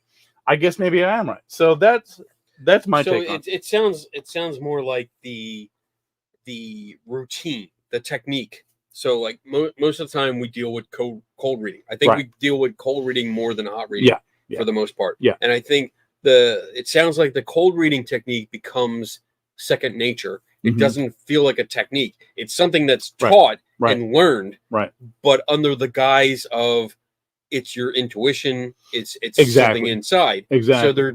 So they're performing this technique, but they're under the belief that it's real. Right. And keep in mind that again, this goes back to psychology, right? You have you can tell a lot about a person, just all of us can, by the way they walk, their diction, how what? Their diction. Diction? Their diction, yeah. You can took a turn. Yeah. Let me tell you what I can learn about diction. Tune in next time, folks. OnlyFans. We got pictures. So yeah, I mean the way they dress, the way they present themselves, and again, it's not so much that they're thinking, "Oh, I'm learning these things." We all do it. We all see it, and we learn a lot. And just in it's not always right. We all make assumptions based on what we see, and most of the time it's correct. Right. And again, it's not. It's so I tend to generally give people the benefit of the doubt. Not always, but in general, and I think that there's enough influences of sincerity between the sitters telling them they're right. Like you my God, you are right. My mother did love roses and make pie, and I know the time you're talking about. Like, oh my God, they're telling. I mean, no one else in the world knows that I'm right. This person is saying I am, and so that reinforces it. Plus, you have the underlying unconscious, information gathering, the cold reading stuff. Right. Yeah. So that's my take on it. I think that most are sincere, and even those who are faking, even those who are going by the seat of their pants, who they know they're not talking to the dead person. They know that, but they're up in front of everybody. They're trying to give the person a reading. They really believe that maybe it's not working for this person, but the last person worked. And so I can see them sort of going through it and trying to, wing it, and then go on the next person like, oh my, okay, this one's working. This one I'm getting imagery from. Right. And yeah, you're right. Like it goes from person to person. When they fail, it's almost like a duck and cover. Like, all right, that was a bad thing. Okay, let's try this instead. Right. Let's go a different route. A lot of pivoting, Or let's go to this redirecting, person. right? Or maybe because I'm looking at like 20 rows of people, it wasn't you. It was a half inch down. It's pointing to you. And Teresa Caputo did that all the time. Yes. I saw it all the time. She'd be like, "Oh, I'm getting somebody. You in the fifth row, the blonde woman." And she's like, "No. Oh, I'm getting the person behind you." Right. What? Right. Like how is it that your spirit guide isn't specific enough to distinguish between two people? And I think some of this comes from, and this is something I learned from Mark Edward, is the Medium's Bible, which is a book called Passages, which is actually, I think, right there on the shelf. You can see it. It's right there. Yeah. Passages. Yeah. Which is a really detailed book. If you ever want to learn about the different phases of life and what people will most likely go through physically, mentally, and their behavior, losses, like what to expect from family members that might go by certain ages, this is the Bible to read. You read this book called Passages, and it gives you a wealth of information. And I could not help but think of that every time people were saying things. Like we had one that when there was a mother and a child, and looked at the young daughter and said, "Oh, you're in high school." And I mean, I thought the same thing. I'm like, all right, she looks like she's right in high school, like young high school. Yeah, that's a good guess. Mm-hmm. Is it something they got spiritually or psychically? No, I don't think so. So I think I'm still torn. I think because a lot of my experiences have been with people that have just demonstrated that I don't think they're sincere. Mm-hmm. And again, that's not everyone. There Sure. have been a few people that I do think are very sincere because they've been taught by like their mother or other people in the family and been told constantly, and they Right. have that reinforcement Right. over and over again that they are psychic mediums and they are talking and they're interpreting ideas or As contextual, external, contextual cues as something like they're getting from within or something like that, and they're putting it out. But I've had a lot. I think for me, the majority have demonstrated these techniques, the hot reading, cold reading techniques, in such a way that I'm like, all right, I really you can't not know. You know something, Right? You know something already, right? Especially with the hot readers, like well, you know something. but no, right. And so to your point, I mean, the fact that you noticed that some of the psychics were milling around talking to people ahead of time, right? So that would be evidence of what you're saying. That would be evidence that pre-show work. Yeah, and it's like, if you're confident in your abilities, then why would you need to do that? If you really think you're psychic. Now, you could argue that they're hedging their bets, right? I believe I'm psychic, but you know what? I'm going to help it a little. I'm gonna right. Well, give it a little boost. I'll pretend I haven't known you for 14 years, right? And then we'll just. Oh my god, that is going to be the top story I tell about psychic mediums for the foreseeable future. You're welcome. I'll tell you one quick story. I know we got to change. So from the last time I was at Lilydale at Inspiration Stump, I saw a similar reading, sort of the one we did here, but the main one I remember was I was sitting up towards the front, and one of the psychic mediums was talking, somebody in the back, and there was a woman in the back row. Like, is there somebody in the back row or towards the back who has problems with the chest? Well, of course, that's pretty much everything, right? Unless chest, stomach, right, lungs, heart, pretty much everything is in the chest. And then she said, "Oh yeah, that's me." And and I didn't turn around. I just heard, I was watching the medium, and I said, "Oh God," and I'm guessing, she says, "I'm getting a sense of, is it diabetes?" And she says, yes. I turn around. It's a 300-pound black woman. And I'm thinking, really? You were just, your psychic powers told you that maybe a 300-pound black woman might have diabetes. Now, ask somebody who has a degree in public health. Okay, because I don't know how to answer this. I don't know how to respond here. I can. Well, I'll do it for you. Okay, good. As somebody who has a degree in public health, I can tell you that the chances of a overweight black woman having diabetes is very, very high. Okay. Higher than many other demographics that might show up there. Okay. So, and I don't think that I didn't learn that at Dartmouth. I knew that going into it, and I suspect that the medium did as well. Okay. I'm just saying, if you want an example of playing the odds, or for example, is your mother passed? Yeah, she's 80. Of course her mother's passed. Right. Right. Sweetie, are you in high school? Yeah, she looks like she's in high school. But and you're right, like the older people in the crowd, like there was a lot of questions. Oh, I'm feeling like a female presence. Is this your mother that passed? And I mean, it's a decent bet. Mm-hmm. But what's wrong? A lot. Like a few times. A surprising number of times the mother hadn't passed. Because I was like, oh damn. Shit. All right. We gotta get anyway, all right. We gotta get the questions. Sorry. We got a lot. Straighten up. Okay. We're short on time. So all right, Donna. Hit us up. Stop freezing.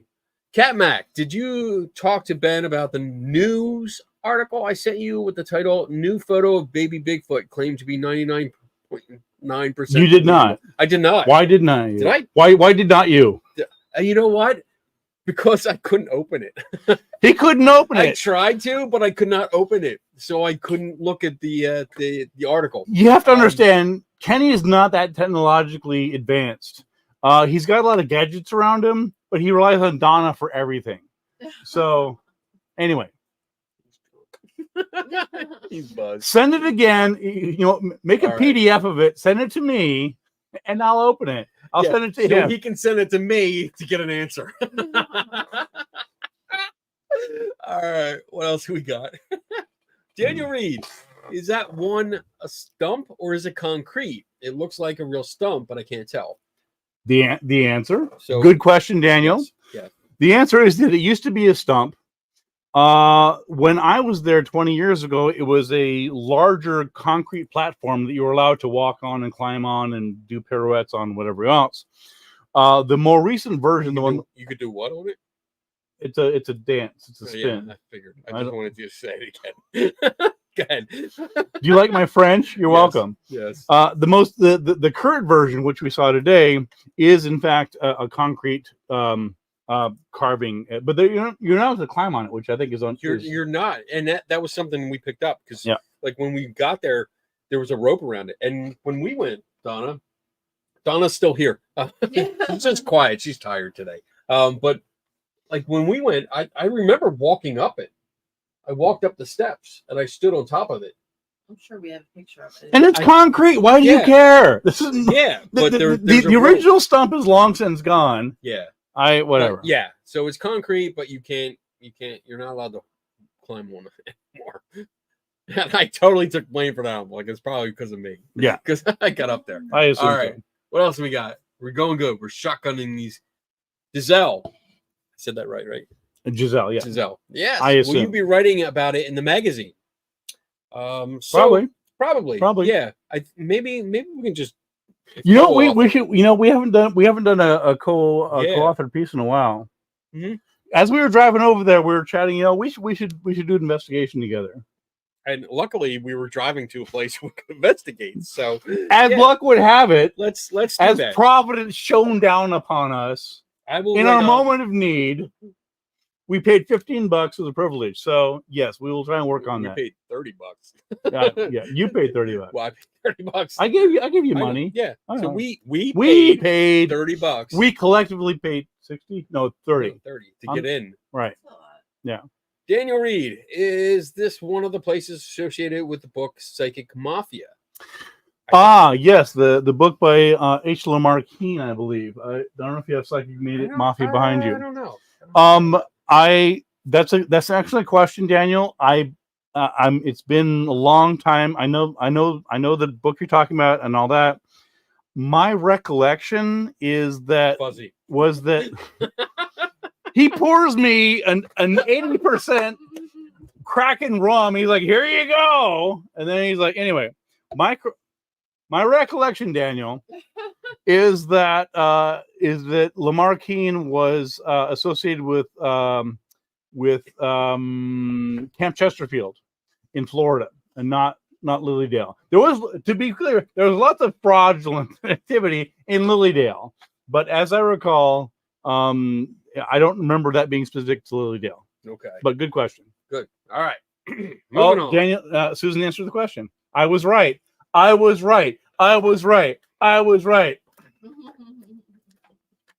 Yep. All right, moving on. No, I want to hear you say I was right. You were right. Thank you. Skylar Productions. Does John Edwards still work with an earpiece while his producers search the audience members' social media?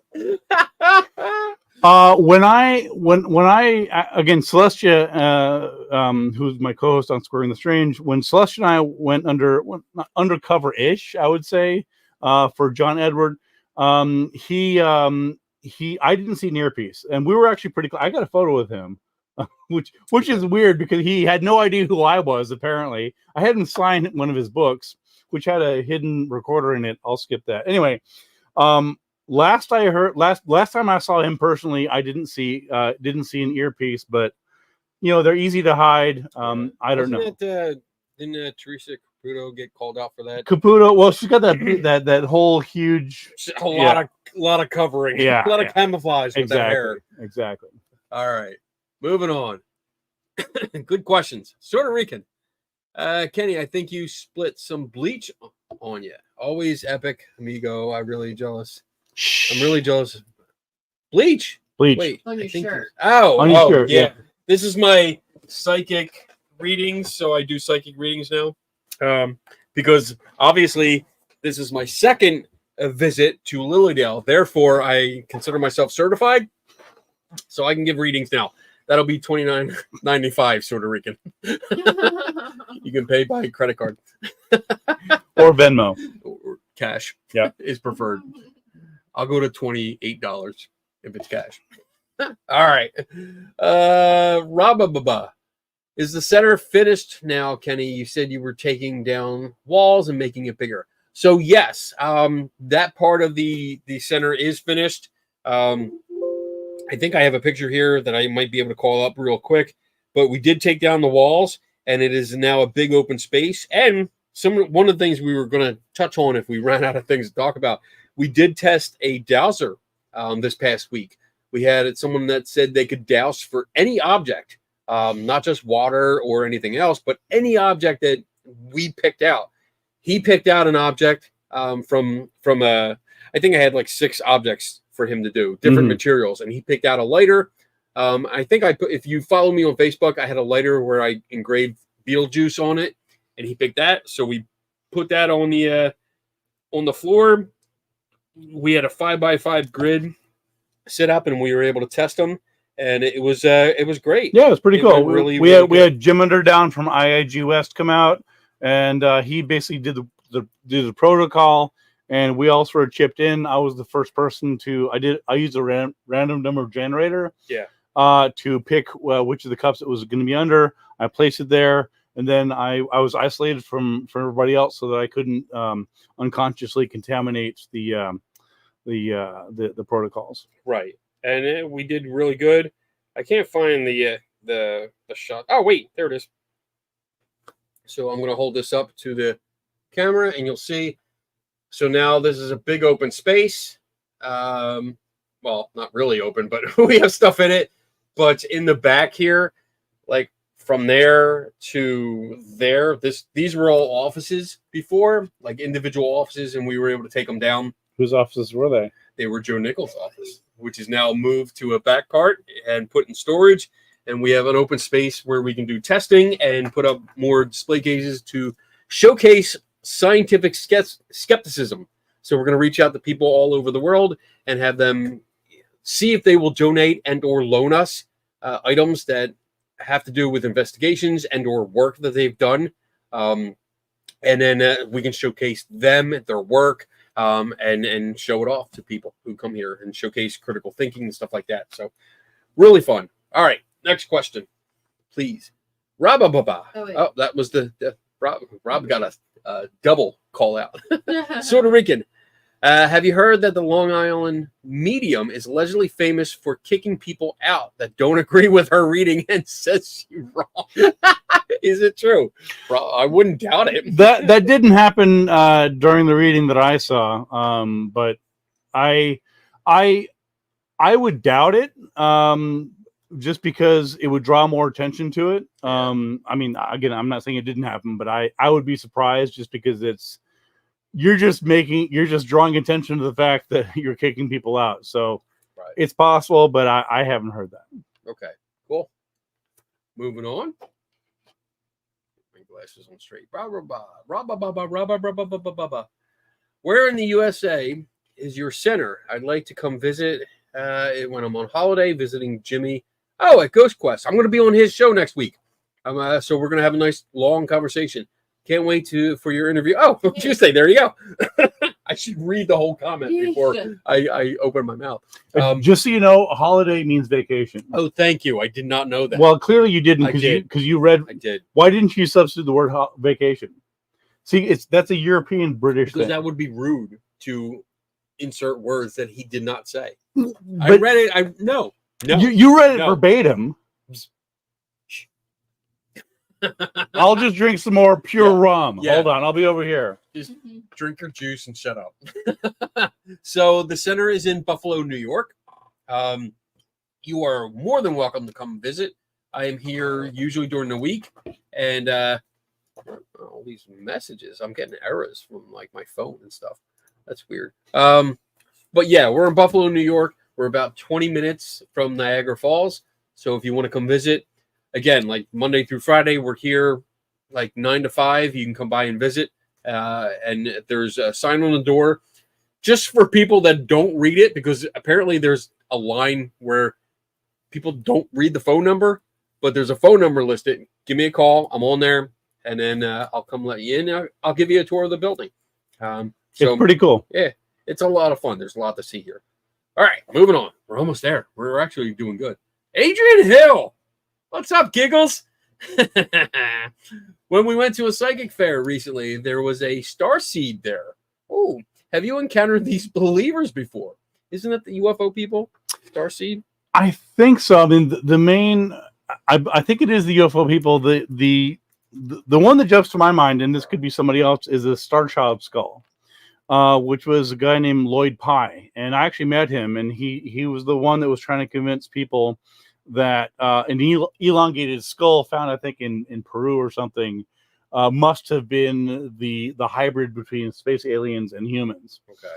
I don't know for sure, but I think it's along those lines. So this is, there's a new group of people on Earth who believe they're aliens. Okay, well, Star people or star seeds are individuals who believe they have come to Earth from other dimensions to help heal the planet and guide humanity into the golden age, a period of great happiness, prosperity, and achievement. yeah. Isn't that what all the loved ones told their sinners today? Pretty much, yeah. That's not too far off. Oh man. Well, you have to keep in mind that part of that notion stems from a lot of the UFO contact, primarily in the 1950s. And the UFO contact in the 40s, 50s, and 60s often centered on this idea that aliens will bring a new enlightenment. They're going to avert war. They're going to make sure there's no war between, U.S. and Russia, right, that sort of thing. So this idea of benevolent space brothers, I think George Adamski was one of the, and Bo and Peep and all that. Space brother. What's up, man? That's a pretty common notion, and in some ways it sort of relates to, for example, the notions of Bigfoot being the sort of the encapsulated wisdom.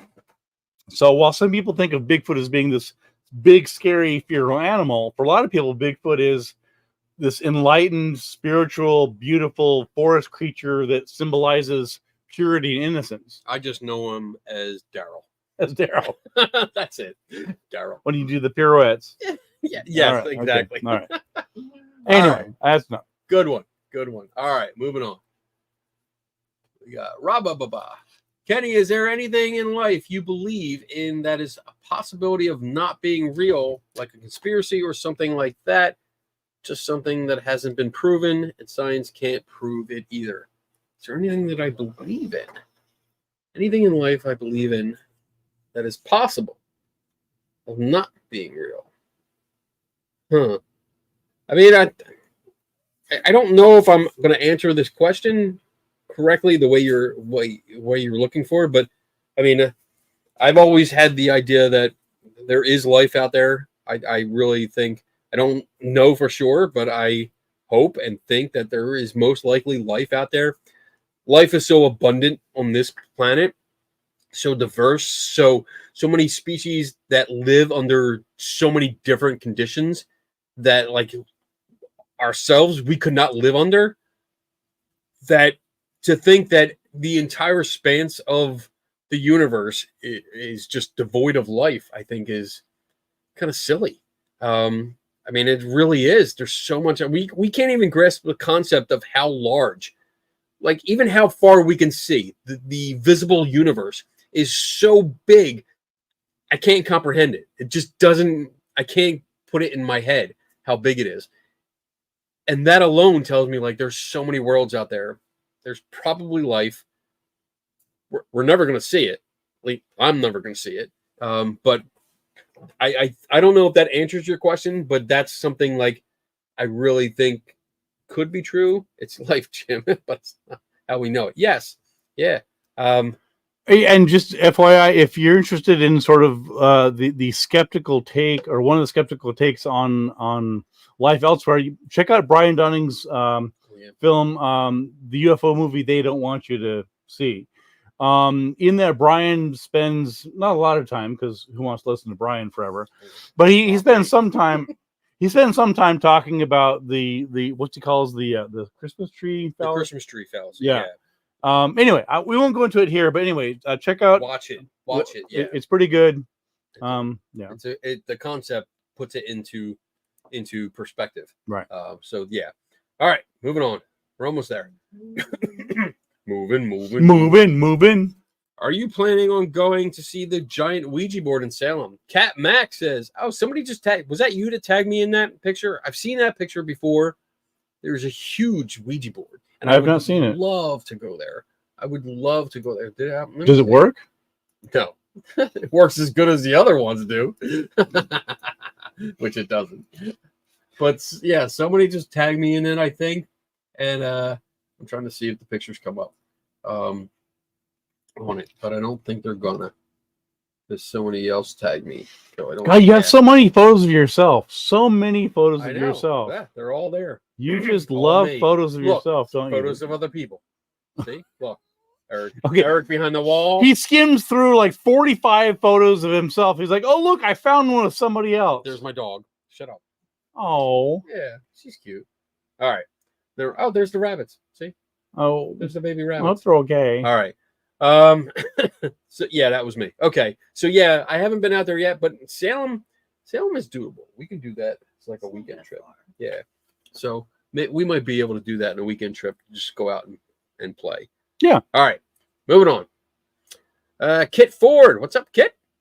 Are communities like Lilydale and Casadega affiliated with each other, since they're spiritualist communities that seem to do the same thing? Well, Casadega is it's a city and region that includes Lilydale. So probably the question is more Lilydale and Camp Chesterfield. Yeah. And I think there may be one other one, but those are the two main ones. I don't know off the top of my head. I'd be surprised if there's not some communication, because they're basically the only place. I don't know if they're affiliated, but again, I can't imagine they're not in some way, just because they're sort of the last bastions of spiritualism. Right. But yeah. Okay. Cool. Next, Puerto Rican. How do either of you feel about ancient astronaut theories? I think they're fun. They're typically racist, which I don't like. Yeah. This notion that Oh yeah, there's that. there's that little problem. There's that issue. Yeah, I mean, it's this notion that our forefathers couldn't have built pyramids and done these amazing things without extraterrestrial assistance is kind of insulting. Frankly. Right. And keep in mind that most of the locations that are talked about in the context of Asian aliens are where non-white people live. So there's this notion like, well, the Egyptians and the Mayans and all these other things. No, just for the record, people who lived hundreds of thousands of years ago were also smart, yes, regardless of color. So and they got shit done. Yeah, and I mean, they knew how to work. They did the job. That's it. That's what they had. Yeah. So yeah, I mean, and I agree. It's insulting that like our ancestors could not do something great without the help of somebody else.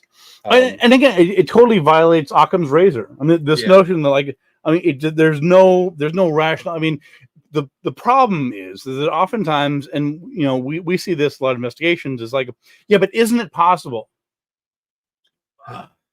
Yeah, anything is possible. Yeah, but it doesn't mean it is. I mean, like, it's not. That's not the question. The question isn't what's possible. The question is, what is there evidence for? What does the evidence lead? Right. So just I get so. The question is not just everybody repeat after me. The question is not, is it possible? The question is there evidence for it? Yes.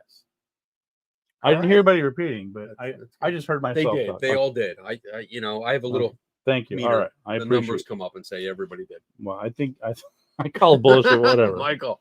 All right. Ben, do you have any particular tips for paranormal investigators? Of course, you wrote book on the subject, but are any tips you might deem most important or could give more details on? What are you looking for? You're in the wrong place. I'm not in the wrong place. Yeah. Oh, look at that. He brought these for me today or this week. I figured he needed just a couple tips. Well, that goes in the trash. Wow. Yeah, I mean, it's kind of particular tips. Again, I hate to be the guy that, like I wrote a book on it, but I did. I would say the main here. Let me just crib for myself. Let me just pick 2 or 3. Two. We're running short on time. I'm doing my best. Okay, here we go. Our producer's going to be like, all right. Let's no, I would say honestly, if I was going to boil it down to 2 or 3 points, check your facts. In fact, there's actually a great poster up here: "Strategies for Solving Mysteries" by Kenny Biddle, which is you. Yes. Yeah. Separate testable claims. Use primary sources. Document everything. Verify historical events. Attention to detail. Attention check detail. References. And who are they? So again, there's lots of. I mean, we can and do have lots of these, but those are the main ones. Is just, and I would say the other thing is just keep an open mind and assume that there may be some truth to it and just investigate. So don't dismiss it. Say this can't be true. This is all BS. But say, you know what? You're gonna take a look at it. So be open minded, but as they say, right, not so much your brain falls out. Right. All right. Cool. What else we got? Do either of you have any particular ideas as to what may cause someone to see a ghost or apparition? Rum, alcohol, drugs. To be honest, I mean,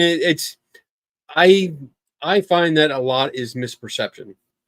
People are looking in areas. First, they go in with a bias. They have this idea that they're going to see a ghost, that the place is haunted. So they have this expectation, and that expectation will affect how you interpret things. So when you go into a location and you turn the lights off, you deliberately dull your senses or ability to read the environment. Then you're going to have things that come up, natural illusions that come up, visual, auditory, tactile. If you're in the dark and you're walking in the basement, cobwebs, spider webs, little things will touch your hair and it'll feel like somebody touched you, or along your face or whatever. You can hear weird noises outside that sound like they're inside. You can hear water going through pipes, or you can hear people from other parts of the building that will be talking, but you don't hear them as well as you think you're gonna hear like a dull version, a dull level of their conversation, and that will lead to voices that you hear. And also keep in mind, because I mean the question is specifically about seeing ghosts and apparitions. Keep in mind, and Kenny knows this better than I do, is that oftentimes one big red flag is when someone says, "I didn't see it in real life, but it's in the photo." Right. Because that's a big red flag. That's an artifact of the photograph. It's a flash reflection, whatever else. Or oftentimes, I mean, you've done a couple cases where it's some random person in the background. Yeah. Like, oh, I didn't, that can't be right. I didn't see somebody. Just because you didn't see somebody doesn't mean there wasn't somebody there. Right. And like, well, oh my God, it's a ghost. No, you photographed a random dude in the background. Because most times when people are taking a picture, they are focused on a specific target. As you would expect. They're trying to take a picture of this room, this table, this statue, this doorway, this hallway, whatever. And they're not paying attention to the background. Because why would they? Unless you go back later on, you're like, oh, let me comb through all these. Oh man, look at that one. You see that there's a weird like white thing there. And there's also the problem with they're looking at the little screen. Right. They're looking at the phone. They're not looking at the environment. They're not looking at the scene. They're looking at their phone. So by the time they press the button, especially those people that turn off the flash deliberately, stop doing that. Then your camera is taking a longer photograph, and by the time you hit that shutter button and then look up, something can come into the scene, and you don't see it until afterwards. So that's a problem that we've come across a lot, quite often. So there's many reasons. There's actually many more reasons, but that would take an entire show by itself just to touch the surface. I wrote a book called Investigating Ghosts. I would recommend it. Yes. All right. So any more? We got one more, two more. I know sort of we can just put one in there. We can put that up and then we can close out the show because we are over. We're over In hour 3. So Puerto Rican says, has there ever been a comparison study of brain activities from alleged psychic paranormal experiences versus mental brain versus legal, illegal substances? Oh, what parts are triggered? How similar or not? Wow. I think I know that I don't know the details, but I do remember there was a study on people that would put themselves into more of a trance-like state through prayer and stuff. They were trying to figure out like if there was a difference in brain activity when they I don't know how to say it, but prayed really hard, like really got into it. And there was a difference, but it was a similar difference. It's not exactly the same as when people put themselves in a meditative state. So it wasn't actually the prayer. It was putting in that certain behavioral state or mental state. But I don't know the specifics. I don't know the details. And I don't know that there's a study that looks at all three here. Yeah, I mean the way the question is phrased is I don't think you're going to find a specific I don't think you design. Can do that. Right. So if you're interested in this, I would recommend research by Christopher French, who wrote a book called Anomalistic Psychology, and books by Richard Wiseman, who's also done stuff on this. But in terms of the different parts of the brain being triggered, as Kenny mentioned, this would be a very hard thing to test because a lot of it is context specific. So just because you're high on weed or you're drunk, as Kenny often is, doesn't necessarily mean who's that? Doesn't necessarily mean that you're going to have a UFO experience or anything else like that. So because so much of these anomalistic experiences are context dependent, I don't know that doing an EKG or something like that would show a difference. I don't know that would be a meaningful distinction. Yeah, I mean, and yeah, the psychic things would be interesting. I would like to just see a study on that. People that go into or try to perform a psychic reading while they're in an MRI machine to see if there's any difference. Or anything is activated, any part of the brain is particularly activated. So I will tell you one quick story. So Jim Underdown was here this past weekend, and he talked about a case where the guy came in and he wanted to find out whether he was more psychic when he was drunk or not. Yes, and it turned out he was. He actually got a higher psychic. He was not psychic, just to be clear, but he actually got more hits when he was. So they were doing a test, like a prediction. Right. And he was trying to guess like certain numbers or outcomes of like a die roll. Right. And he did it sober. Got a low score, lower than chance, and tossed a couple back. He went back, and I think he came back and like they drank like most 90% of a bottle of vodka, and he was like blitz, but he actually did better than chance, right? On it, he was below chance the first time, I think. So it was a regression to the mean. Yeah. Anyway, but it was funny hearing that story. So all right, that was there good. You go. I think is that our last question. Yeah. I do see the one we can answer really quick. It's been the big spoon. No. I don't know if that's a good thing, though. Wow. Okay. That got weird. Oh, like it didn't earlier. Really weird. We had a lot of fun today. Honestly, we did have a lot of fun.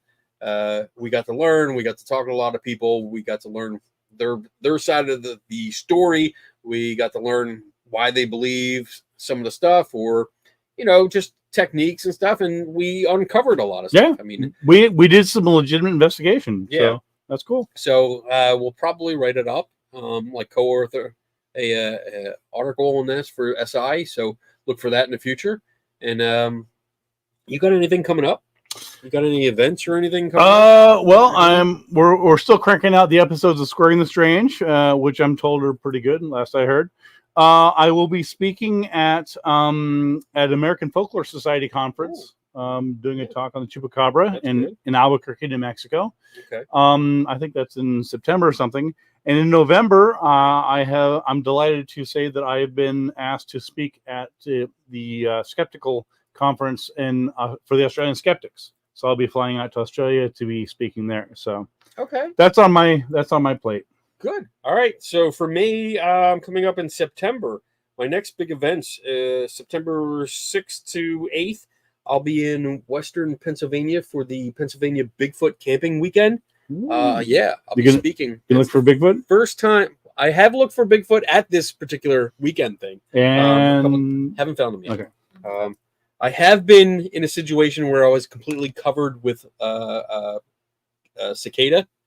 Okay. And when I say completely covered, I mean I probably had about 50 of them on me. Okay. Because we were in the woods during the emergence. Oh, right. The emergence. That was then. And it was. Is there a photo? There is not a photo. Nobody. You got covered with cicadas. You don't have a photo. Nobody wanted to do it because they were all freaking out. They're too busy spooning. Most of them were freaking out. Okay. There was at least one guy that could not handle it, and I mean, I literally just stood there and was like, "These things are on me." All right. And did you hold on? We knew that this was going to be happening for like years. How is it that you managed to pick the worst possible time to go do this? Because I didn't think they'd be in the woods. Where do you think cicadas are? In the ocean? I don't in know. Antarctica? I did not look into this. I was clearly not. Clearly not. Whatever. Looking. Good luck. Shut the fuck up. Good luck. All right. So I have that coming up.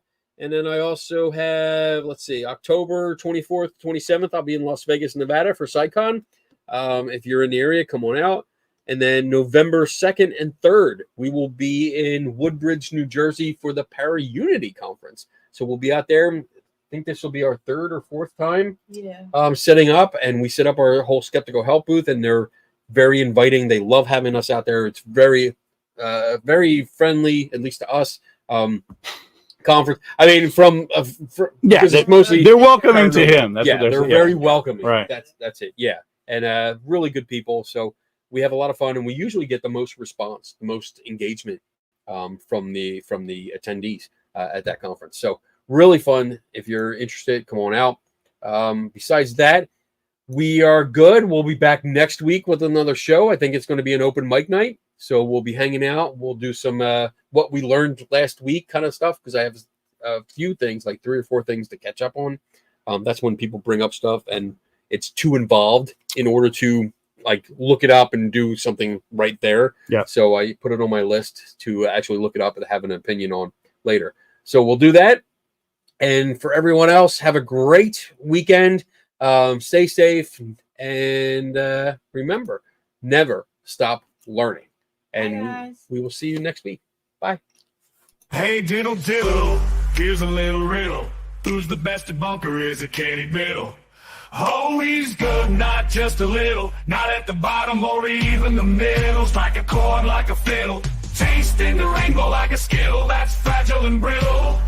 You can watch him take a problem and start to riddle the problem away. He does not play. He takes his job so seriously. He loves a challenge and won't turn you away. He's such a skeptic, he keeps those believers exposing the fake. It wouldn't take him long to find a needle in hay. Use a magnet, damn it. Now take a drink of Kenny's specialty. Some may say that's not for me. To each their own, what will be. Man, Kenny's such a skeptic, drinking skeptical tea. Like and subscribe, everybody, turn notifications on. And go watch his show and forget about this song. Mr. Wizard or Bill Nye the Science Guy. Can you remember? You like Kenny better, so head to the Skeptical Help Bar and meet the bartender. Pick up a drink and relax, cause nobody does this better. Not even close, not even a little. He's the one and only Kenny Biddle.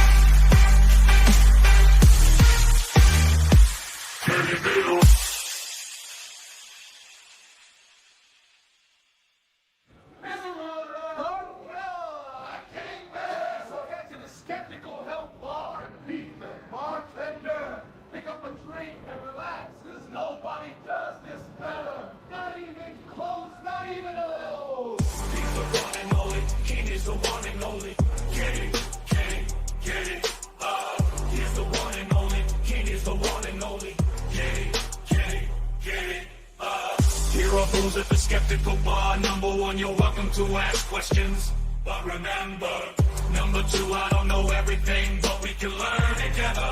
Number three, we follow the Swayze rule. Here, be nice, don't get stuck, but Dharma will boot you out on your butt. Capital Q before questions for me or my guest. Drink up, participate, and have fun. This ain't a test. Kenny Biddle.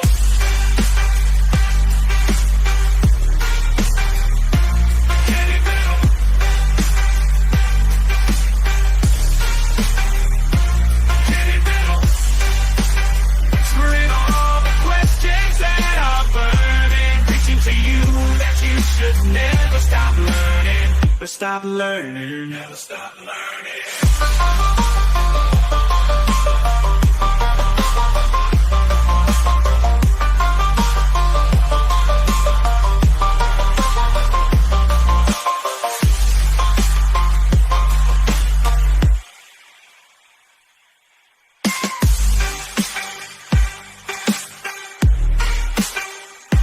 Can it be no? That are burning, preaching to you that you should never stop learning, but stop learning, never stop learning.